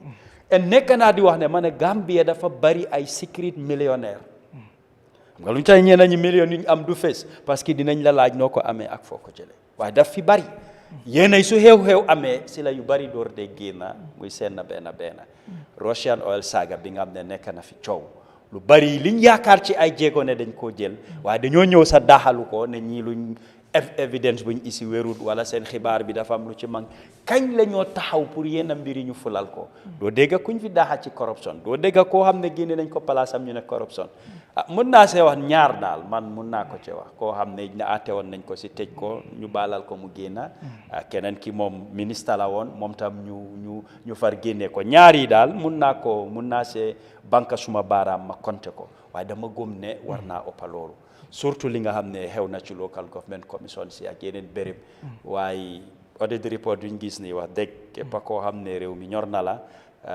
foog nga naxarlu ko laaj bi mooy lan lañ cee def ak naka la ñoo def bañ saafaran mbiri lu ko mooy beneen buy ñëwaat soo oytut moom mooy raw bi kon su boobaa fan lañ jëm yes Mr Bojang noo gisee audit report yi so bu 2021 bi ak 2022 2023 tamit génn na coow li tamit bari na because of gis nañ ñu ngi koy topp jeexagut because lu bari la but yu jot a génnagum ñu bari ñu ngi jël seen loxo yi di ko teg seen gémmiñ because of dafa doy waar ñu bari noonu lañ ko jàppee comme ni ko Doudou Dia waxee ñu bari dañu laaj léegi ndax government bi dina jël mbir mi seriously because of comme ni ñu gisoon bu ñu koy lëggee président Barrow moom nu mu jàppee audit report mooy opinion la so ak serious révélation yi nga xam ne gis nañ ko ci biir so yow ban jàngat nga ci am. li ma ñaan Gambien si mooy boo déggee audit mooy gestu mbir koppar bi fan la jógee fan lañ ko dugal ndaa nuñ ko dugalee ànd na ak yoon ak ndaa jug na lu ñu bëggoon mu jóg te du si boobaa beneen at buy ñëw nga xam naka nga mun a war a defee pour lu xewoon ñaaka xew léegi nag su ñëwee waa audit yi di latest mooy 2023 ban at lañ nekk nii di 2025 so how do we go about addressing those gaps discrepancies pour mun a saafara ko how do you go about it what is the essence so loolu lim laay woon mooy ok ñun dañ jóg Adama Barrow président Barrow xaalis pour mu dépense ñu ko mu toogal ñu benn kin ok benn kin pour lan la pour añ la ak reer léegi nag moom mu tooga instead of affaire bi nekk añ ak reer affaire mu nekk ndéewoo di follow ndee fekke xiif bi rey na xale yi ak oda li nga nekk li ma nekk di explain now the audit office pour mun a may ko mu am efficiency comme ni ma dee waa Gambian si what we should demand we should know it some of the things we are demanding is not going to solve any problem look that the time frame should be there explicitly it cannot pass this there must be an audit report bu nga xam ne it must go through the normal parliamentary procedure and everything and it's public minister bi this is the time bu nga am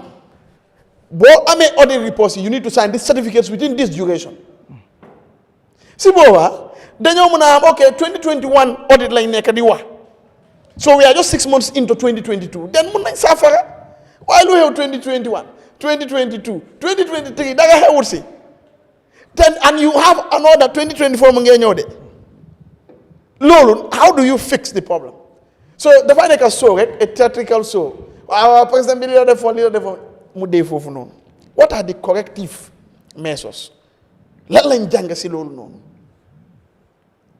this is the problem you cannot be giving me stale news maalo bu fanaan wala maalo bu tànga wala maalo bu ngaa joo ñii mbaam yi nga ne boobu nga may jox pour man ku wéeg ma lekkal because audit yi loolu la you are only telling us to know what has happened and what is continuing to happen and what is going to continue to happen but you are not telling us exactly how you want to fix it up. That is the problem, Gagni. Why are you giving me 2022 audit today, 2025? Why? It means the structure is not efficient, it's not serving its purpose. Yangi am cancer. Ngako buga bemu dem systemic cancer now, meaning it has now gone up to the entire body. You are joking. That is the first red flag. Why? Léegi ñu ngi jëkkalantu waaw ñu ne Mor si su fa nekkee duñ jéene odi waaye léegi ñu ngi koy jéene déedéet it has no use oto bi dafa gomba nga ne yaa ngi pass oto bu gomba Gambians, this is what is happening.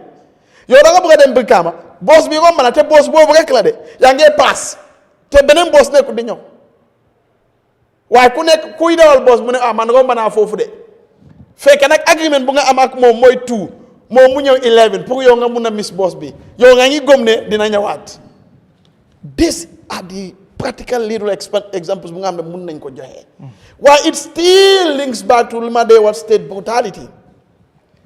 Bu auditor yi waaye ne loi bu sampa National Audit Office bu sampa President's Office bu sampa mu ne GPPA nu ñu teralee affaire yi ne ok nii nga war a doxee kii ne ko di dox loolu noonu next budget da nga war a am li nga koy war a def waaye yow def loolu di and did they tell us for example Gambians let's ask this xanaa ñun suñu ministre yi suñu allocate gars yi xaalis xanaa ñooñu musuñoo desal xaalis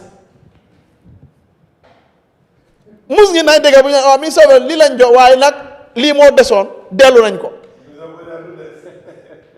ana ma ne nañu waxante dégg suñ jabar yi sax dañ dee am deset si marché sometimes tëddu yow Gambia xanaa ñu lu ta gars yi du ñu war ne deset bi moo desoon I know they go for end of year trainings unnecessary yow kii liggéey bu mooy def mun na ko am na training 10 times in a similar way waaye parce que xaalis bi loolu fi nag da nga bëgg a lekka foog nga create beneen training ay xool mosquito naka lay day jamee nit this country is a joke. We don't enjoy, as he puts it, coming here and talk. No. But we think it's our responsibility to come and share the little that we know. We are not perfect, to be frank with you. Why not? We believe collectively, man small, put it ak yow sa idea, munata deka bi dem. So, lu ñu jàng ci audit bi mooy, the state is brutal. It's killing our future. It's killing us. It's killing Gambia. Because Majel ko benen example. How can we have a budget that don't have an agricultural threshold? Ñun dëkk bi ñu ne man de góoma ko parce que lo nag la ko góomee ne agriculture is the whatever fekkee agriculture ñu dugga foofu noonu ñoo jënaa ñaaka waaw ñoo jënaa ñaaka okay like suñu budget what we should demand as Gambians is suñu def suñu budget we must make sure ñun suñu agricultural sector cannot have less than 20% of our budget or 50% of our budget is going back to agriculture. Bobo, it's not going to be now Minister Keita who is going to decide or Demba Sabali. No! The constitution say, lu ñu dajale yëpp si dëkk bi fu nga xam ne ñëpp foofu lañ doo yëngu te dañ bugg a pour ñu mun a am seen own lekk ay yooyu noonu mooy agriculture kon boobu suñu $50 100 lañ am $50 yëpp foofu la mooy dugga. That way we will move. But you are giving budget anyhow you want it, no threshold, no anything. Do you dem and budget si loolu la nekk di wone ne affaire bi dañoo pàccoo ay yooyu noonu nga nekk MPP supporter ñu jox la big contract. Hey Gambia, I can tell you this, the government can intentionally create 100 millionaires every year. Every region at least 5 mun nañ ko def through award of procurement contracts ak yooyu noonu. Next time, so performing, they will give you. But you are giving our money to foreign companies, and sometimes Gambians, they don't even qualify, no accountability mechanism, no anything. All this, we don't make a Lol more one in this state is brutal because mung lai hang, mung yo, accept dom, accept set, guys and elect. Lol more gonna abon, lol more corruption.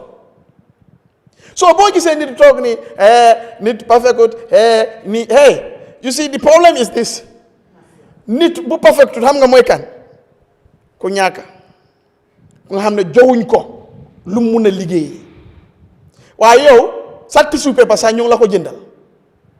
If it is in the US the air around State House and Banjul is monitored for quality pour xool suñu président bi lan la moy nokké nda bobu set na. In the US, it's monitored. Because you have a tonga halat. Ni is imperfect. You should be the best out of that imperfection. That is the bottom line. Why Gambia ni nak bago ak kenen kuy ñew duñu ko jore ñun ñoo koy jox suñu boppa bay ñu xol kan lañu wara tana su bàyyi yoon bi bu leen maslaha maa ngi leen ay ñaan bu ñu maslaha 5 years jox nga nit mënu def liggéey bi terminate ko jox ko keneen waaye hey nañu bàyyi naxaate de waaw man de gisuma kii ku tane Barrow na nga xamee ku tane de Barrow te joxuloo ko li nga jox Barrow xam nga fii moom ñun Barrow lañ gis Barrow da nga ko gis parce que da nga ko jox soo joxut keneen na nga ko gisee moo tax lu waa jox la right ne 5 years nga change kon nañu bàyyi naxaate ñu xam ne ku performut waaw ma su ma xaalis de waaye xaalis ñëpp ñu joola ko ñu joola everything oto ñu génne la ma joola example for farmers Jeremy last point the seed director or director of seeds agriculture oto bu mooy dawal njëga is more than the entire 4 ñi graduate farmers lu ñu dee am in the entire year nga ne waaw gaa ñu ngee liggéey oto am rek de lu mooy dépense ak oto nu ñu ko jëndee within the year is more than the entire 4 ñi groundnut farmers lu ñu dee am. Thank you. And you say that is development and that is sanity. ñaamaat yàlla what? So we should demand from the government, hey, you know what? You the seed director, you are serving us Gambians. You cannot benefit more than us. It means we have to reprioritize $360 million into agriculture. Do you know where it goes? Mr. Boya. It goes into fuel coupons. It goes into cars. It goes into unnecessary training. Mr. Boya. That is not going to help this country. Mr. Boya. Fuck you all ne. Bulen hall bojak APIC la nyaw. When we come here, we want to speak and serve Gambia's interests. Mr. Boya. Thank you. Mr. Boya, pour jansa li nga wax ni rek 1 minute. It's okay. Dama ko jansa. No, time mu ngi dem. Har ma jansa ko garmi. No, May mo please. benn minute. Su ma ñëwaatee nga passé jansa. 1 minute. All right. Li ma la bëgg a jansa foofu Mr. Boya. Just to validate li nga wax. They are telling you the OIC vehicles that we procured. Each vehicle is overstated for $39,000. When you compare the price to the current price, the market value, 39,000 multiplied by 100. How many projects can that take care of in Fonia and remote Jack? But no, what is the repercussion for the people involved in the procurement? And it's deliberate, it's calculated, it's mentioned in an audit report. Absolutely. Yes, it's an opinion, but it's a qualified opinion. Absolutely. All right. Yes. Mr. Cham, no gisee mbiru audit report bi génn na so gis nga tamit réaction yi Gambien si ci mbir mi yu bare bari ak li ci nekk xaw ma ba xam yaa ngi koy topp mu dee ban jàngat nga ci am. waaw jërëjëf Garmi foog naa wax bi pour nga tontu sax doo xam fooy commencé ak fooy jeexalee because man lu ma gëm mooy ne ñun suñ nguur we are fighting corruption and we will continue to fight corruption man lu ma gëm mooy UDP psychophone yi nga xam ne ñooy dem si télé yi di wax nanguwuñ ta wax nit ñi lan mooy dëgg déedéet xam nga don't fool. The Gambian people are listening. They don't want you to talk about UDP. Talk about the audit report. You psychophancy you're talking about is not going to save you from that question. Talk about the audit report. That you've seen the figures. Right. Answer the question.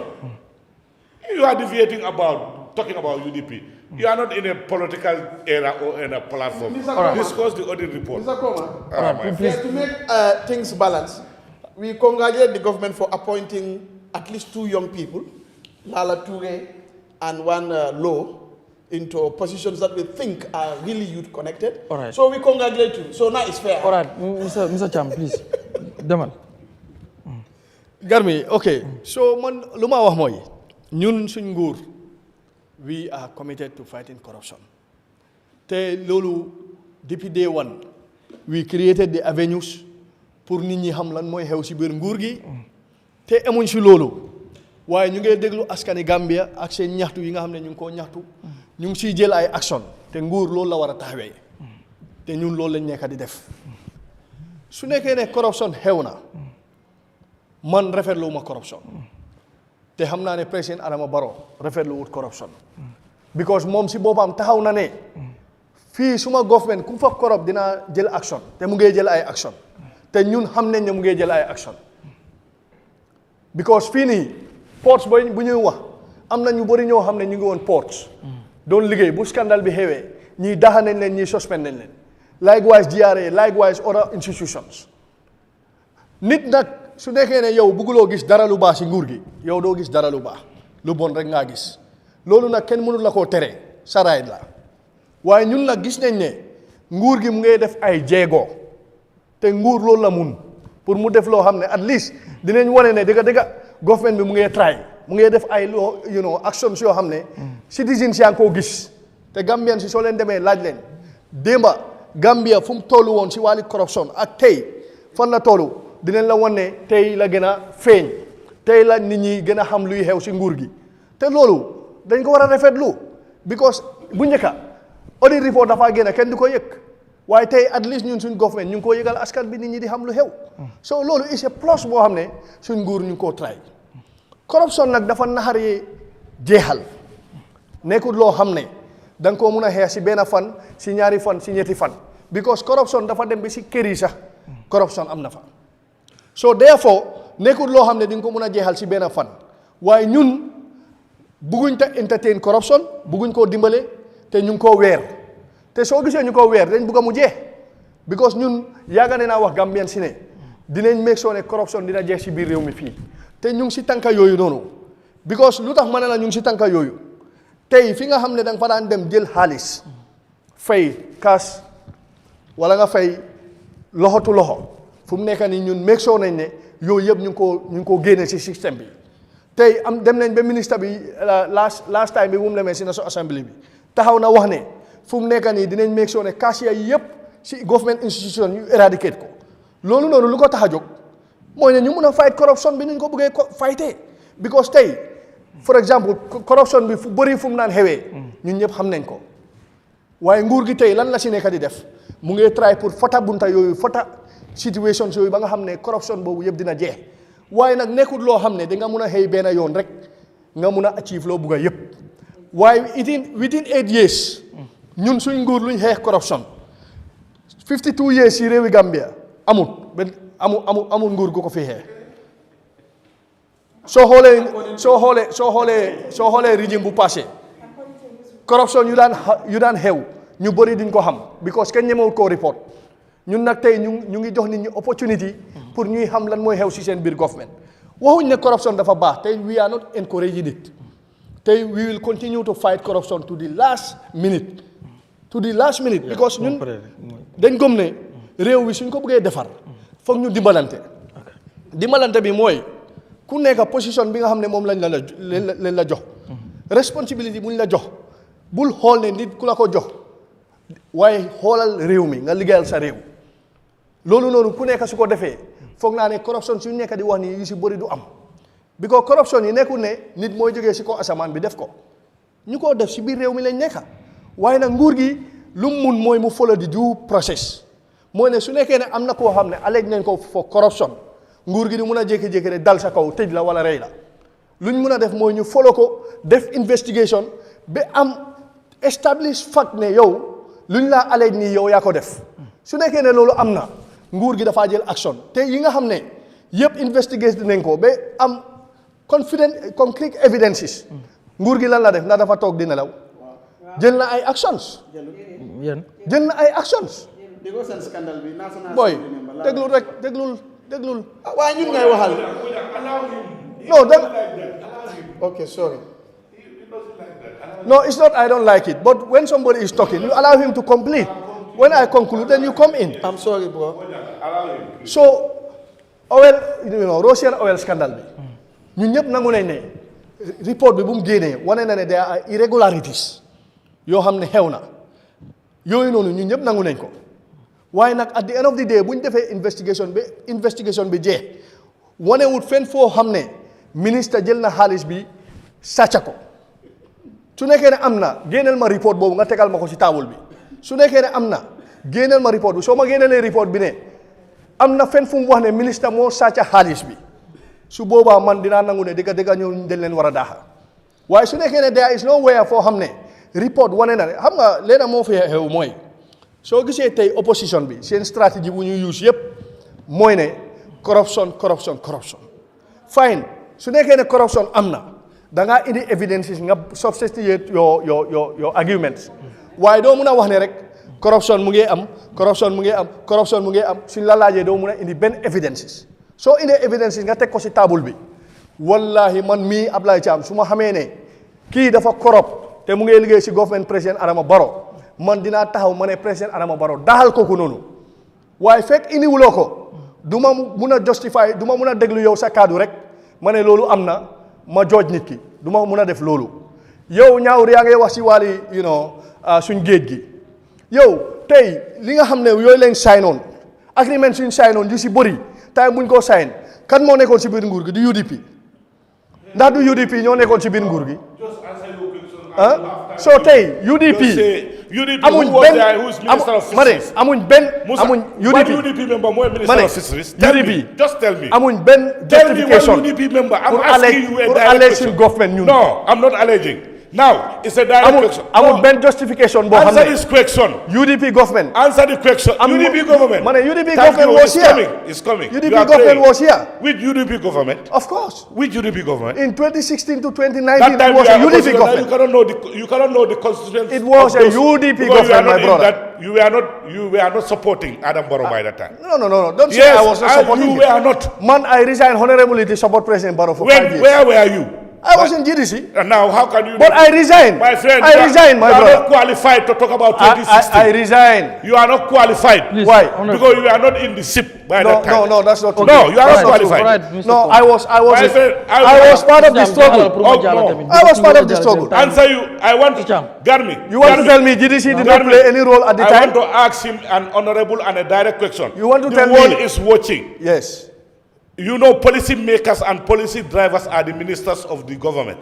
Tell me which UDP member was Minister of Fisheries? Listen. Ah, Waa dang ma déglu. direct question. No, just listen. You see, whatever happens just in listen. the sea is Just- taken by the Minister of Fisheries. No, just listen. My friend, you Just are listen. joking. Time bi nga xam You ne are joking, Abla. President Adama Barrow You are 2016 win na. You are joking. Time bu mu winee daf ne Ousainou Darboe is my godfather.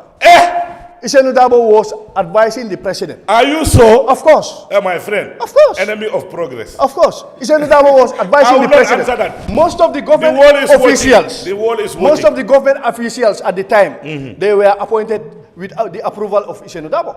Including Musa Drame. Money, they were. No, say yes. No, my brother, listen. But secondly, Including Musa Drame, you yes. have no moral to talk about corruption because the local government commissions yi nga xam ne seen UDP members yaa ko jiite. Okay. Corruption scandal yu fa xew. xewut sax si nguur gi. Astagfirullah. te yow yaa ngi fii nii yaa ngi toog Astagfirullah. musuma laa dégga yow nga toog nga condemn loolu noonu. Astagfirullah. su nekkee ne dañ serious with what we are doing we should not be one sided. Okay. su nekkee ne nguur gi dafa def corruption nañ nangu ne nguur gi def na corruption su nekkee ne opposition dafa def corruption yow nga ne opposition bi nga faral te Gambia moo la ñor da nga war a taxaw nga condemn ko. man this is what I believe. Thank you. man Garmi fu ma daanelee mooy. Garmi fu ma daanelee mooy. corruption fu mu munti am dañ ko war a xeex. because suñ ko xeexut mun naa yaaxal lu bëri. waaye nag buñ wax ne benn side bi nii benn side bi ne la nañ ko generalize ñu ñëpp ñu ñëw together as Gambians. ñu dimbalante ñu xool naka lañ mun a def. because nguur gi tey effort yu mu def. right now am nañ anti corruption bill boo xam ne. nguur gi taxawal na ko. te am na beneen commission boo xam ne ñu ngi ko war a form anti corruption commission. tey soo demee si institutions yi nga xam ne they are dealing with finance most of them now they are digitalized li fa xew léegi amul kenn koo xam ne da ngaa dem nga fay xaalis cash loolu yëpp ay efforts la yoo xam ne tey ñu ngi am access to information bill boo xam ne lu ko tax a jóg mooy yow as a journalist soo gisee lu la naxari si nguur gi am nga right nga dem taxaw wax ko nit ñi xam ko loolu yëpp suñ nguur ñu ngi koo def so therefore ñun soo ñu mënta wax thank you ne ñu ngi try kon nga noppi. All right, thank you, please. So, yes. It's part of fighting corruption. All right. The access to information bill is part of fighting corruption. Thank you, Mr. Jam, Mr. please. Jam. All right. I think the report shows corruption. We don't need to be arguing back and forth. The report was explicit for 2021, 2022, and 2023. And each year has been worse than the year before. And 2024 hasn't come out yet. And it will be worse because systematically the last 3 years prior to 2024, based on the reports, are worse than the year before. What I am saying is, My God, Mr. Cham, please. Mr. Cham, you don't need to help me. I am not asking you a question. I'm making a statement. All right. And I'm making a statement of fact. The reports show gross negligence, gross corruption, gross misuse of funds, and things are not going to get better until the Gambian people vote the present government out. And bring you. And it doesn't have to be me. It doesn't have to be me. I am more competent than your president. I am more educated. I have a proven track record. You are very proud. Yeah, I am very proud. And you shouldn't be. Why? Please, What have Mr. you Cham. done? Did it? Hold on, let me respond. Hold on. Did it? I want to respond. Islam is I want to against being respond. proud. All right.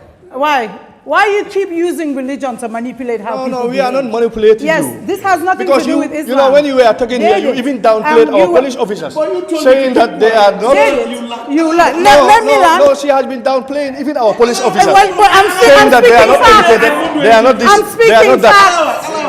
I'm speaking facts. But I'm speaking I facts. also said we are fighting No, you have to corruption. let me land. We You are have to fighting let me corruption, and we are very serious about that. You have to let me land. Nobody is tolerating You have corruption to here. let me Not land. myself. No, Mr. Cham, please let him. There is Let her land, not sorry. Mr. Cham. anywhere that We I are said all I am Gambians, supporting and we all corruption. have a right But let to her land. stand. So And I will stand against President Barrow's record any day It's before your he right. became president. It's your right. We have So no you can problem with continue. that. So let me make my statement. I'm more educated. I have a proven track record. I was a self-made millionaire before I came here. We cannot say that about President Barrow. President Barrow cannot justify. Yes. Yes. Where? Go back to his asset declaration.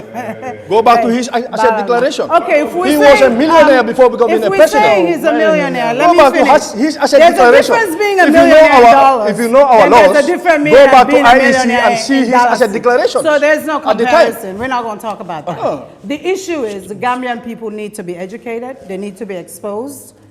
They And need are to know educated. what their rights are. Gambians are educated. They know their rights. When you vote Let vote them what is decorum, in your best interest. And President Barrow is not in anybody's best interest. I don't care what party you're in. We need a change. We need a constitutional change. We need an infrastructural change. And Barrow needs to go. End of story. All right, Mingo. So, no. Let's wait until 2026, please. inshallah. Wow. Let me come to this thing. What thing? We're talking about 2016. 2016, who told you Barrow declared his asset and what was his asset? You're talking about 2021. Wait, you'll be setting, my friend, please allow me to set the record straight. 2016, There was no asset. Wait, he doesn't know. 2016. They just make up numbers. They just make up things Who? as they go. What was his asset? My friend, go back to IEC. No, I will not go to. You said he You was a said, millionaire. so say what you There said. was asset declaration. You say he was a millionaire. Tell me how much was his declaration? No, I will not tell you. Go to No, IEC you and say ask you them. don't know. No, go to IEC No, and ask them. I'm not here to tell you. Let me tell you I something. bet not you gonna was tell not you a anything. millionaire Like in we stated dollars. here. So what are we You are talking making about? systematic If errors. you want to know, go to IEC, my Please, brother. please. My friend, Gambia, Okay, it's okay, what Mr. is Mr. endemic Koma. in this country?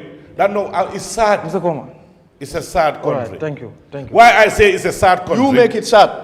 Because you why I people are say not it's sad? contributing anything. You are only in the against side. Yes. What are you contributing? That's What is my- your party that's contributing? my That's job. fine. Okay. What that's, is your- that's fine, please. That's Mr. my Cham, joke. Mr. What Cham. I want to say, Garmin, Mr. allow Koma. me. No, Allow no, me. What no, are you I'm not contributing? No, entitled he to- did his time. He said we are interjecting. Nobody interject when he was But talking. did I know what you- Huh? But How many it's times not- did you it's not interject? your What I'm time. saying, But it's not your time. the corruption. That was the No, time. wait. The corruption we're talking about Yes. is so pathetic that people are so myopic. They can see what is written in black and white. What is written is written by a government agency that was enacted by an act of parliament and is working under the central government of the Republic of Did the we Gambia. disagree with the audit? The audit reports? report. Did we The disagree? audit report is We agreed showing with you the audit what- reports. the audit report is did showing not you facts Yes. that a procurement process has been violated, But has been several overstated for an individual vehicle for $39,000 in 100 times it falls. That is, you don't need anybody to tell you that is corruption. Second, I'm going to rectify the record. Yahya Jammeh took more than 100 people to court and prosecute them for corruption. In the entire government of Barrow, only 2 people are Dr. Banja and somebody who is prosecuted for corruption. 2, you want to compare those regimes? You want to compare those prosecutions? You come up with facts and numbers. You don't insinuate. I totally disagree with that report. Prove the facts. You understand? You have been talking here without bringing any facts. Okay, that's fine. Give me 2 cases My only. friend, you Dr. are- Banya Agriculture Mr. and Mr. somebody Koma. else at the permanent secretary, apart from Mr. that, Koma, who is Mr. prosecuted Koma, for corruption. And there's one thing people should understand here. No, Mr. Koma, it's okay. Before you have even the Mr. Koma. anti-corruption bill or the auditor's report, there's something called the Public Finance Act. All right, Mr. Koma. There are mechanisms there All right, to Mr. control Koma, corruption. please, Mr. Koma, it's okay. All right. Prosecution. Mr. Cham, bana, xam naa ne faaw ngeen indil ma fi security. Ay security yu taw fi. Yeah, inshallah. It's okay, all right. It's okay, Mr. Cham. That's fine. Yes. I am against corruption, It's fine, my brother. It's fine. Madam Kebe, Your party is the most corrupt party in our opinion. Election bill bi. Mane, your party is the most corrupt party. All our audits and our auditors are examples like you. You are a government, you are corrupt. People are saying you cannot even say we are fighting. We are fighting corruption. No, the government people are watching. My friend, we are fighting corruption and our government is Corruption is serious. indicated in an audit. We are fighting you come corruption. here to validate that. No, I did not validate it. Madness. No, I did not validate You it. That's not validate true. That's not true. Yes. That's not true. That's madness. My friend, that's not true. I did not validate Everybody it. had what you I said. said I am against corruption. How are you fighting Mr. Cham, corruption? it's fine, please. This You one is don't not- prosecute people. We are prosecuting people. We are suspending. Mr. Cham, please, it's okay. It's Hey, okay. Dara. We are prosecuting. We are People in suspending. 7 years We are court. firing people. Mr. You call that What do you want? prosecuting fighting corruption? What do you want? How do you want us to fight Take corruption? them to court. To take people to mile You 2 have without any commissions. evidences? 10 commissions with their We will follow the due recommendations. process. don't If you are found Adi, guilty, we take you to mile 2. My friend, what And mile? this is what our party have been doing. What mile? This is There's what no our political government have been will. doing. There's no political will. My friend, go and sit Alright. down 10 there. commission report. Don't know no what you are answer. talking. 10 commission report. You are telling me which commission? All right, that's fine. What recommendation of the commission Koma, have you My ever friend, you are not. implemented? You don't know what you are talking about. TRRC. You don't know what you are talking about. Implemented. Who established all those commissions? Was it not UDP? You. Was it not UDP? You had that lie was refuted by your minister, former minister. But Tamedu said all My what you friend, are saying are lies. my friend, who Hussein put Dabo and who UDP put have- Batembedu there? Who put Batembedu there? Mr. Cham, Who put Batembedu there? Was it not Hussein Alright. Dabo? Hussein Dabo appointed Batambedu.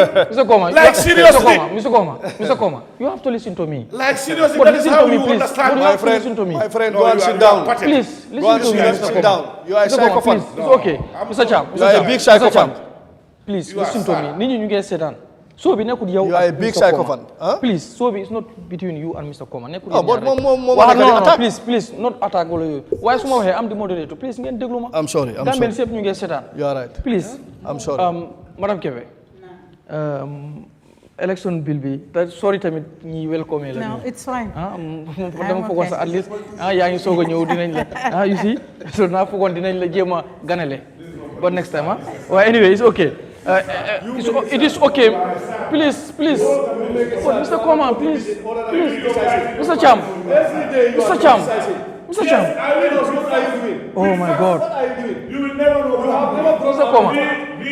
Mr. Koma please yow tamit nag déglul waaye Mr. Koma adi yow tamit help ma nga pleel ma jingul bi ma wax ak ñi boy please this is okay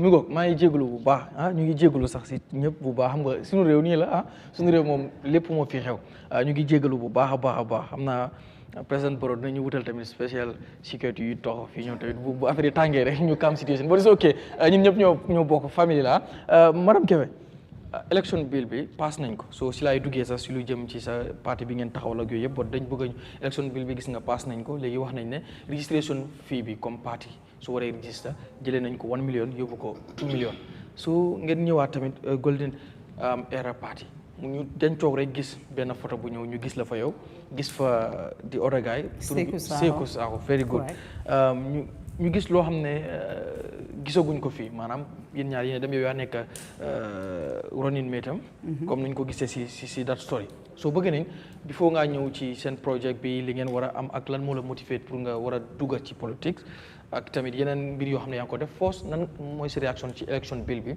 su ko defee ñu doog a ñëw ci lii bii nag moom dinaa bëgg because of Gambien si tamit ñu bëri dañ bëgg a dégg jaxase ñu rek wolof bi ak English bi su ko defee ñeneen ñi tamit mun a gën a dégg so lan mooy sa réaction ci loolu yokku nañ ko léegi 2 millions la so seen parti boobu force ndax da ngeen ko register wala yéen ci process bi pour register ko. It's already registered. Okay. We got an approval from IC and then we were told our registration was going to be sent.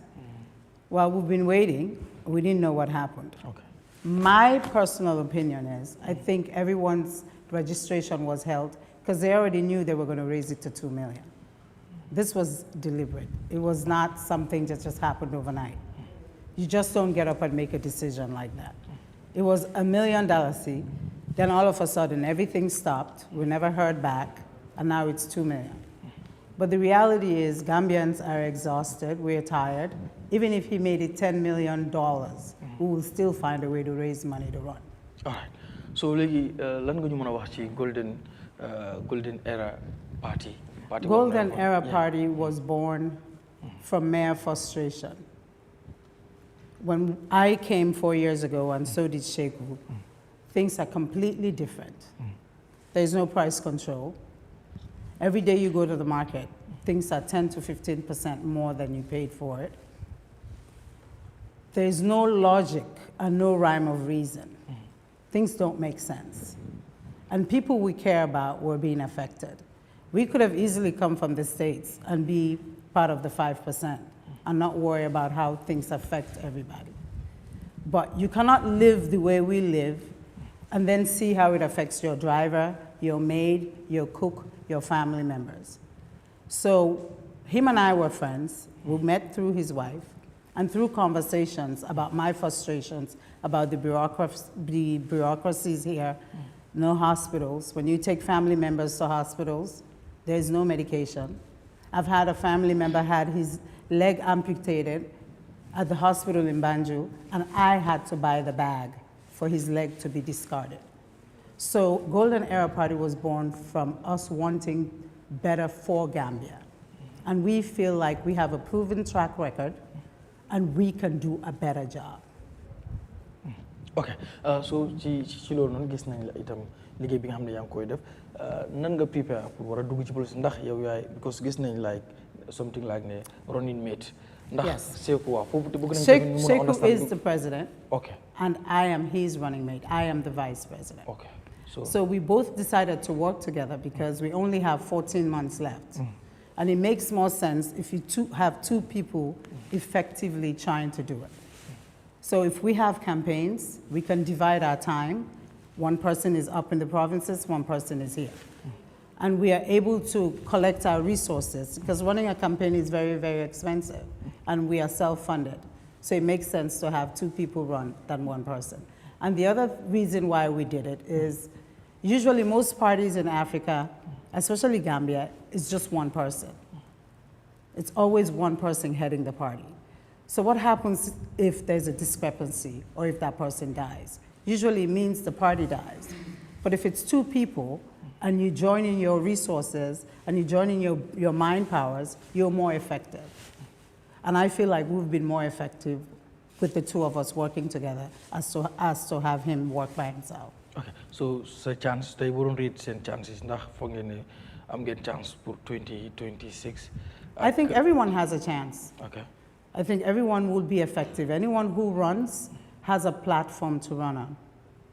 The running regime we have is based on corruption, inconsistency, and people don't feel safe. And the average Gambian is looking for an alternative. And we are not saying we have all the answers, but we are saying we have the mindset, we have the educational background, and we have work experience. Because Sheku and I independently owned businesses in the United States. We ran successful businesses. We were both able to retire and move back to Gambia. So there are things we bring from that experience into the Gambian market that Gambians have not been exposed to before. So I think we are very unique in that sense. Okay. So, léegi mbiru coalition xam nga ñu bari ñu ngi wax pour génne fi président Barrow. It's going to take a coalition, definitely. Ndax yéen Golden Era Party pare na pour loolu wala yéen seen bopp di ngeen initiate comme pour loolu mu mën a am because right now ba léegi déggaguñ ñu déclaré ne am na coalition bu am ak yooyu bu fekkee sax. Parce que dafa teel. Okay. Dafa teel. Right now people need to create their own platform. They need to build their own platform. It is too early. But I think eventually we will create a coalition because we know it's going to take a coalition to win. That's one. Two, most other candidates that are running don't have a platform. We don't know what their platform is based on. So how can you create a coalition when you don't know what your platform is? We have a platform, it's on our website, but 90% of the other ones that are running there don't have a website. So how can I join your party when I don't know what you're running for? Okay. Su lu jëm tamit seen programmes xëy na di ñu wax ne Golden Era su ñëwee lii ak lii ak lii ak mooy programme am su ko defee wala loolu yéen a ngi ciy liggéey pare good. Def nañ ko ba pare. It's on the website. It's www.goldeneraparty.com. Okay. So it has its platform already. And one of the biggest things we've talked about today is agriculture. Because there's a huge food scarcity in Gambia. And we don't feel like farmers have enough support. For example, the borehole I mentioned. How can farmers farm where they don't have water? We went to Sukuta. Only half of the Sukuta farm has water. The other half stays dry because they have no well and no way of watering their plants. So we need a systematic way that the government can be involved to help engineer farming. Because if we do that, we eradicate farming by 30%, we eradicate hunger by 30%. So farming is where it's at. So we already have our plans for year 1, 2, 3, 4, and 5. So if you go on the website, it shows you the systematic platforms that have been built. And when we're talking about farming, we're not saying you use a hoe and water.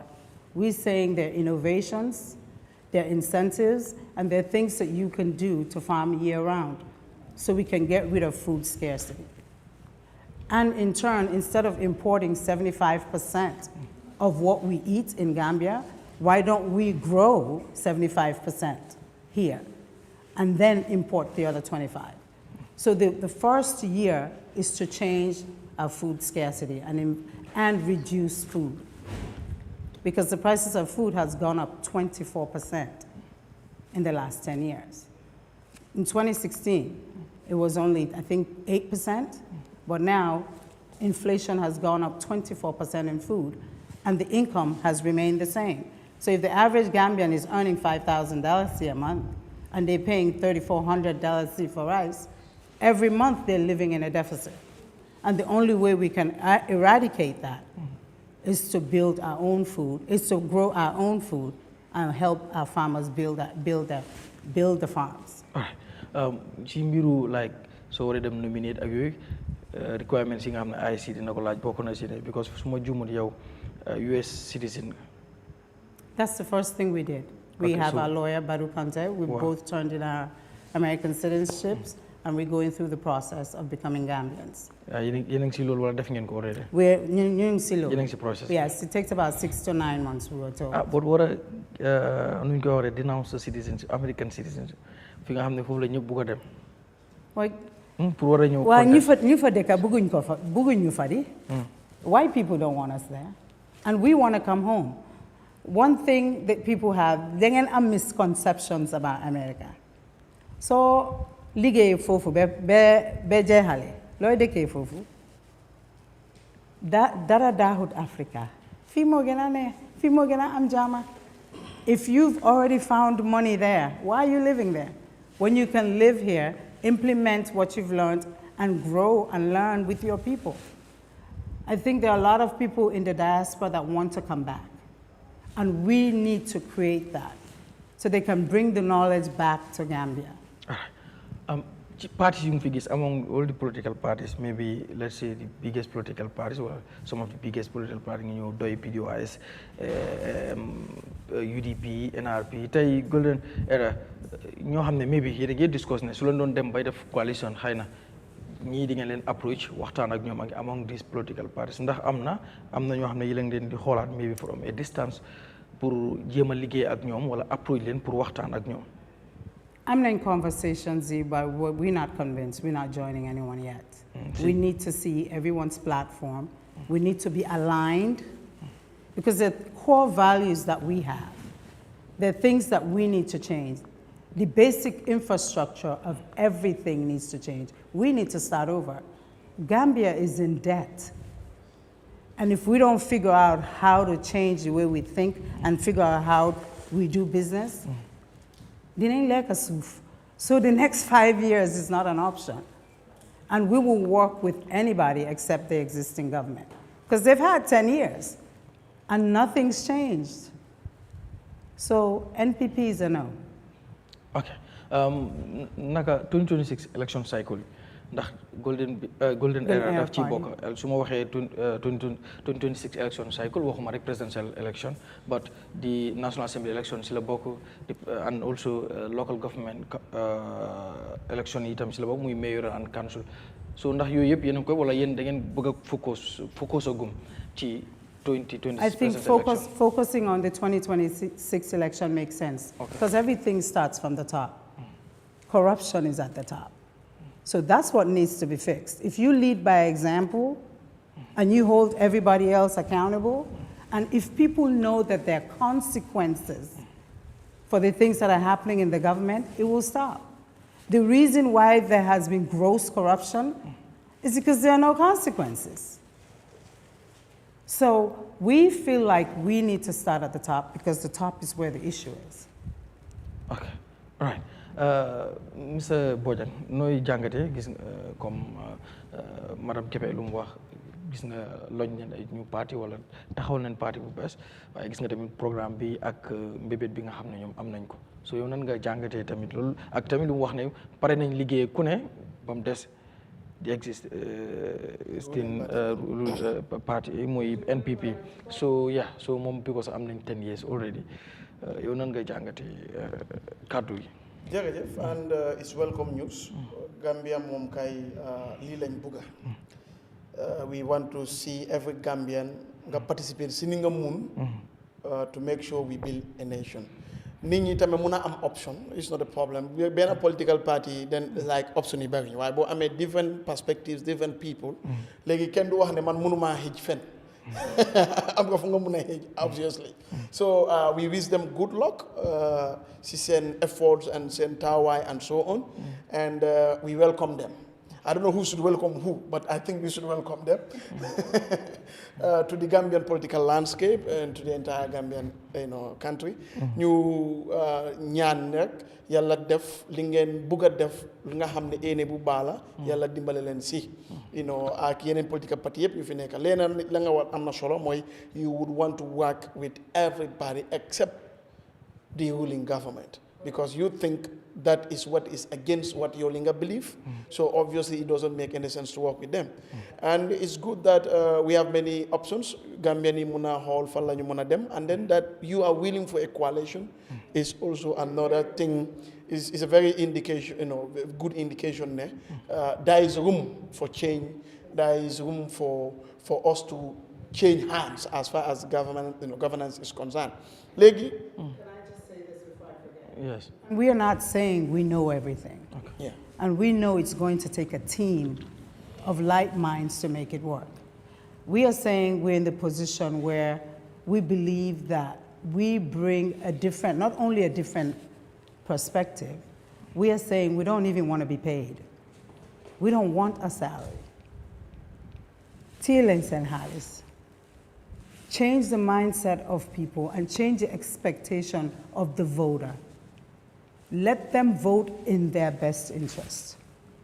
And let voting be fair, and let the rights of everyone be equal. And I don't see that. Absolutely. I didn't mean to cut you off. Yeah, it's fine. Absolutely. You are the guest, special for that matter. So the other aspect, bunga don wa moy yokute buñu am ci affaire election bi, you know. Registration, party registration. Okay, fofu la buga wax tuuti. I know time is up. Gis nga ñun yépp lu ñu nekk di ñaan. Do mëna am democracy when there is barriers to participation. Correct. Football du mëna am su ne instead of 22 6 rek ñoo mëna play team mu nekk dafay difficult. Wow, football la game la waaye the euphoria and everything that surrounds the game du mëna am. Now what are the barriers? Boy, okay, 2 million per party. It cuts down the people who can You know, get in. now that simply means if I want to become a presidential candidate in this country, te awma xaalis boobu noonu ngir su ñooy waxante dëgga you will count only a few ñu mun a gather within a year 2 million ñuy liggéey salary government for example, which is the main source of income for a lot of people. Léegi nga bëgg a join politique te am nga xam-xam bi am nga the understanding, you want to bring new perspective and so on. Correct. Am nga pay mënuloo ko. There is tendency ne foog nit dimbale la. Correct.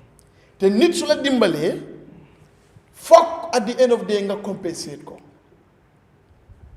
compensation boobu noonu moo tax Gambia dellu gannaaw parce que for example Aboubacar Jawara su la dimbalee pour yow nga form sa parti mu fond sa campagne nga give 60% of government contract to Aboubacar Jawara xañ nga the other 40% and in fact another 60% from them having access to those contracts pour mun a change seen life waaye fan la commencé mooy politique bi dafa difficult te Aboubacar moo taxawoon jox la xaalis jox la dimbal that is one aspect so da ngay gis ne boo yokkee 2 million man mënuma ko xëy na benn mafia moo may dimbale xëy na benn nit ku nga xam ne amut intérêt Gambia waaye intérêt compagnie am moom xam na ne yow soo nekkee si nguur nga jox ko ñaari contract si at rek moom business am dina dem so moom wariwut ñëw jox la xaalis waaye su ne yow kenn dimbalewu la parce que affaire bi dafa fair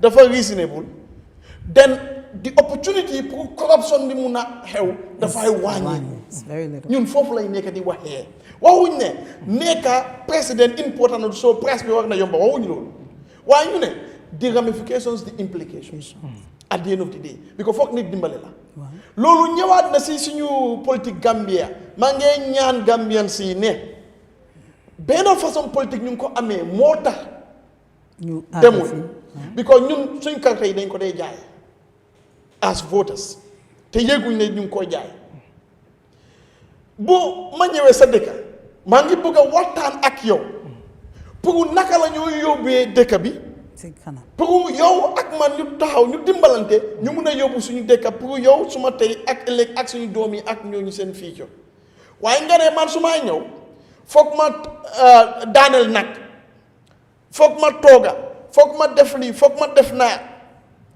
ma joo 5000 10000 di women ka foofu noonu am naa meeting am ngeen ambiance dëgg la kii moom nayut kii su ñëwee nag dina joxe fine and good lu mu soxlaa si yow mooy nga votal ma waaye yow nga ne danga koy votal ngir daf la daaneel nag ngir daf la toogal ngir daf la jox si jeeg ngir daf la may 10000 seen ka foofu kon moom li nga soxla si moom jox na la ko ba pare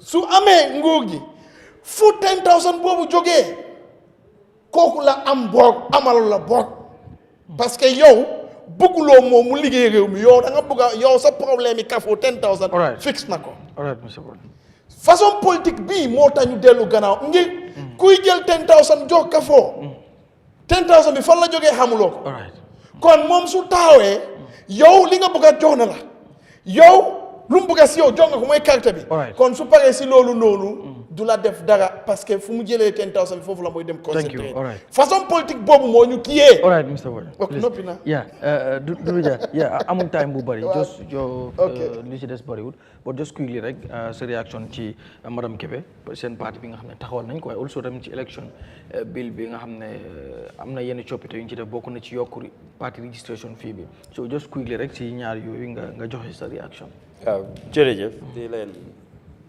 dalal wax ne politique moom yomba na yombut lu mu laaj dafa bari politique biir Gambia du lu yomba parti yi bari na car macha allah yàlla def na ma bokk ci IPC di Interparty Committee fu parti yëpp di daje di waxtaan am nañ 20 registered political party te yu bari ñu ngi ci yoon toll ci yeneen fukka wala lu ko ëppa démocratie nag dafa yaatal ku nekk war a mun a béy waaram te ku sos parti rek moom am na gis-gis am na bugga-buggaam am na ni moo doxalee man yaakaar naa loolu moo tax tam parti yi mu bari te dynamics of politics politique bi ni mu tëddoo ci réew mi fii benn parti mënut a gagné li nga xam ne mooy élection présidentielle lay wax du ci incumbent bi du ci opposition bi pour benn parti kese mu taxaw ne dinaa génne li fi ne wala ki nga xam ne mooy di incumbent mu ne soxluma benn parti man kenn rek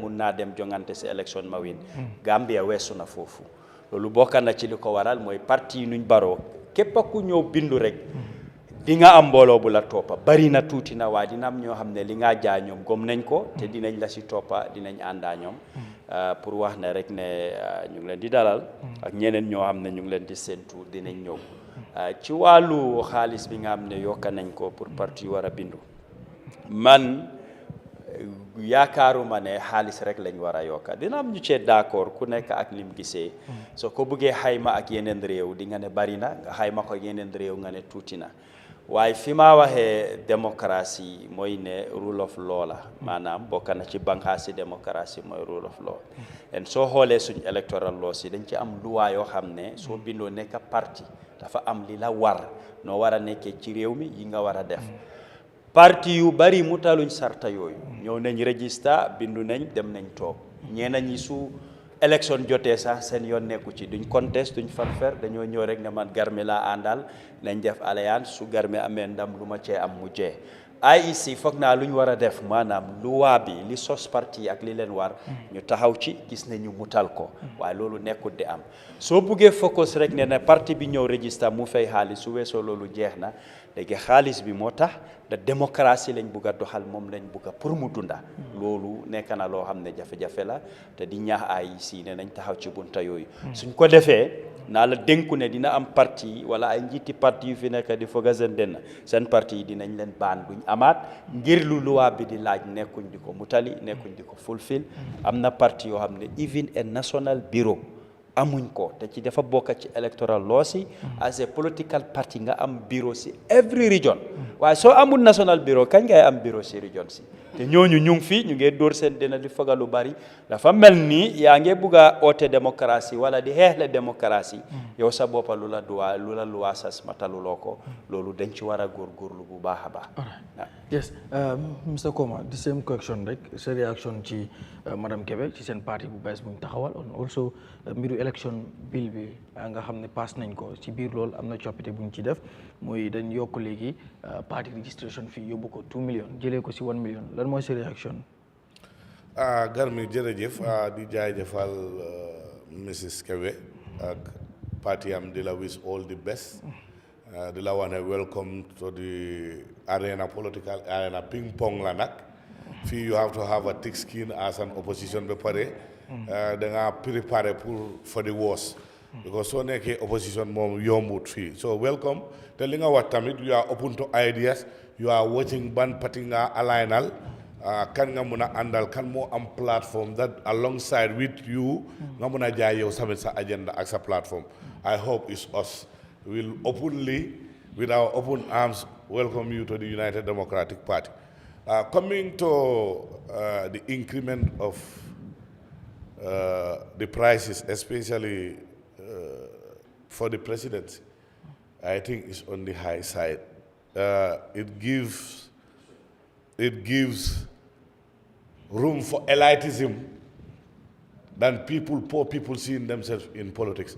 And we should not forget at one thing, Section 26 of the Constitution allows everybody political right, that every citizen of the Gambia of full age and maturity is not only shall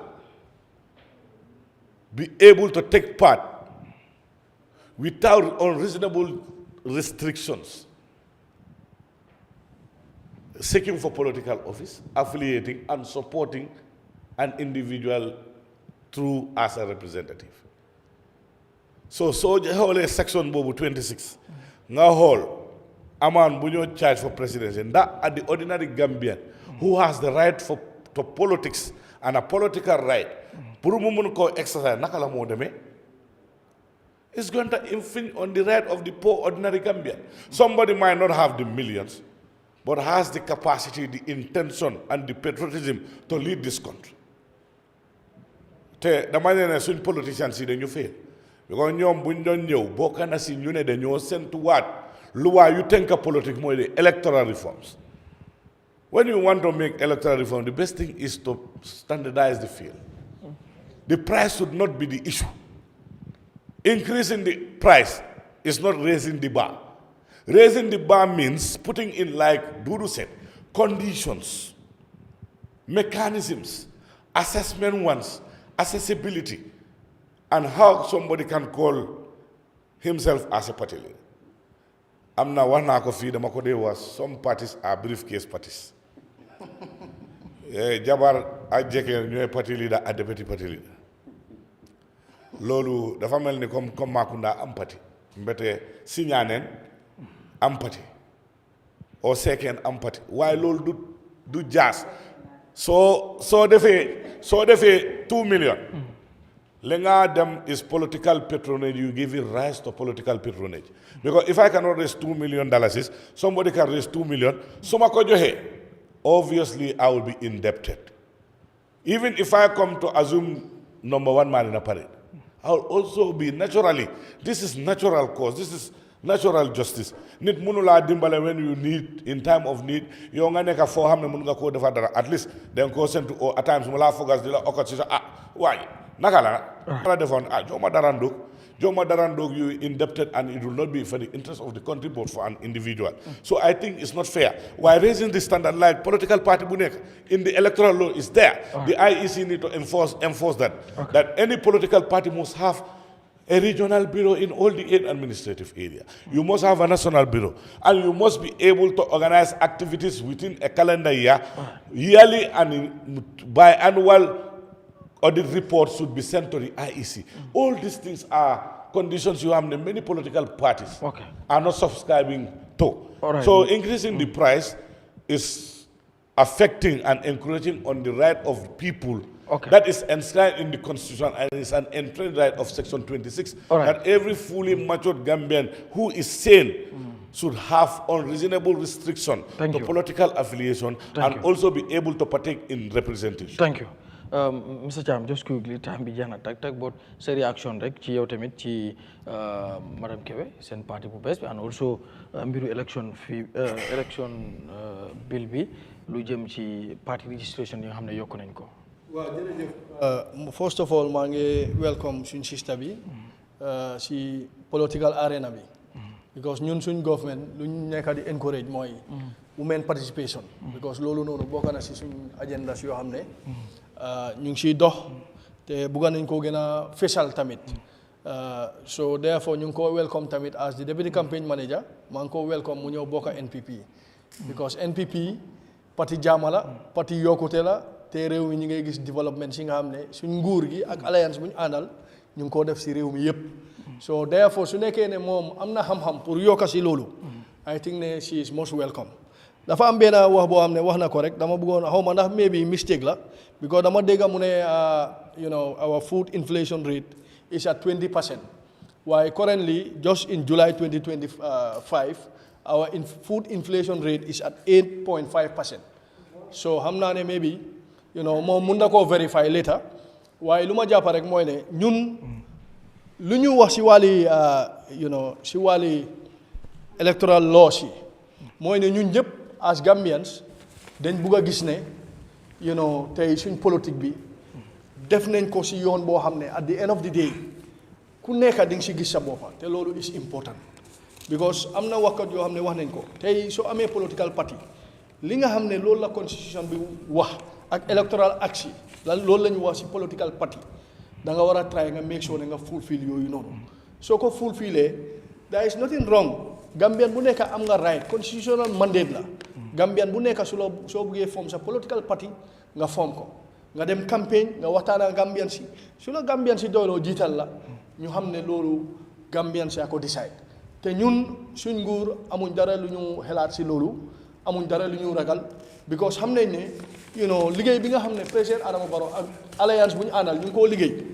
su soobee yàlla 2026 Gambian si dinañ delloo président Adama Barrow State House because liggéey bi mooy lu laa mun a garanti pour nga am another term te liggéey boobu noonu Gambian si yaa ngi koo gis kontaan nañ si te doyloo nañ ko tey man every week mun naa la wax ne Garmi for the past 3 months every week most of the time si àll bi laa dee nekka si kaw gi fu nekka laa dee dugga te lu ma dee waxtaan ak Gambian si lu ñu nekka di wax mooy ne dëgga kontaan nañ si liggéey président Adama Barrow kontaan nañ si développement si nga xam ne mu ngi koo indi si réew mi ak jàmm bi nga xam ne jox na ko réew mi ak cër bi nga xam ne jox na ko doomi réew mi unifier bi nga xam ne nekk na ko tey boole ñëpp ñu nekk benn si réew mi amul xeet bi laa bokka amul xeet bële laa bokka ñëpp la boole si mbiram amul diine bi laa bokka amul diine bële laa bokka ñëpp ñu ngay gis seen boppa si nguur gi definitely foog naa ne Gambien si tamit jàmm lañ bugga te gis nañ ne président Adama Barrow nit yi jàmm la te jàmm la ene réew mi te mu ngay góorgóorlu lu ko yàlla mun loo pour taxawal réew mi ak mandate bi nga xam ne Gambien saa ko jox luñ ko santa mu siy dox di si indi ay results yoo xam ne Gambian si kontaan nañ si therefore I feel ne anybody koo xam ne da nga bugg a form a political party ñu ngi laa invite to the NPP because soo xoolee NPP tey ñu ngi ànd ak 8 political parties di liggéey te soo gisee ñooñu ñëpp am yaakaar si président Adama Barrow parce que fu mu teg réew mi gis nañ ko te kontaan nañ si. all right thank you so much so léegi dama laa bàyyi waaw mun nga respond after nga tëjaale bu fekkee am na loo bëgg a wax. I want to respond to him and this is from the World Food Health Organization.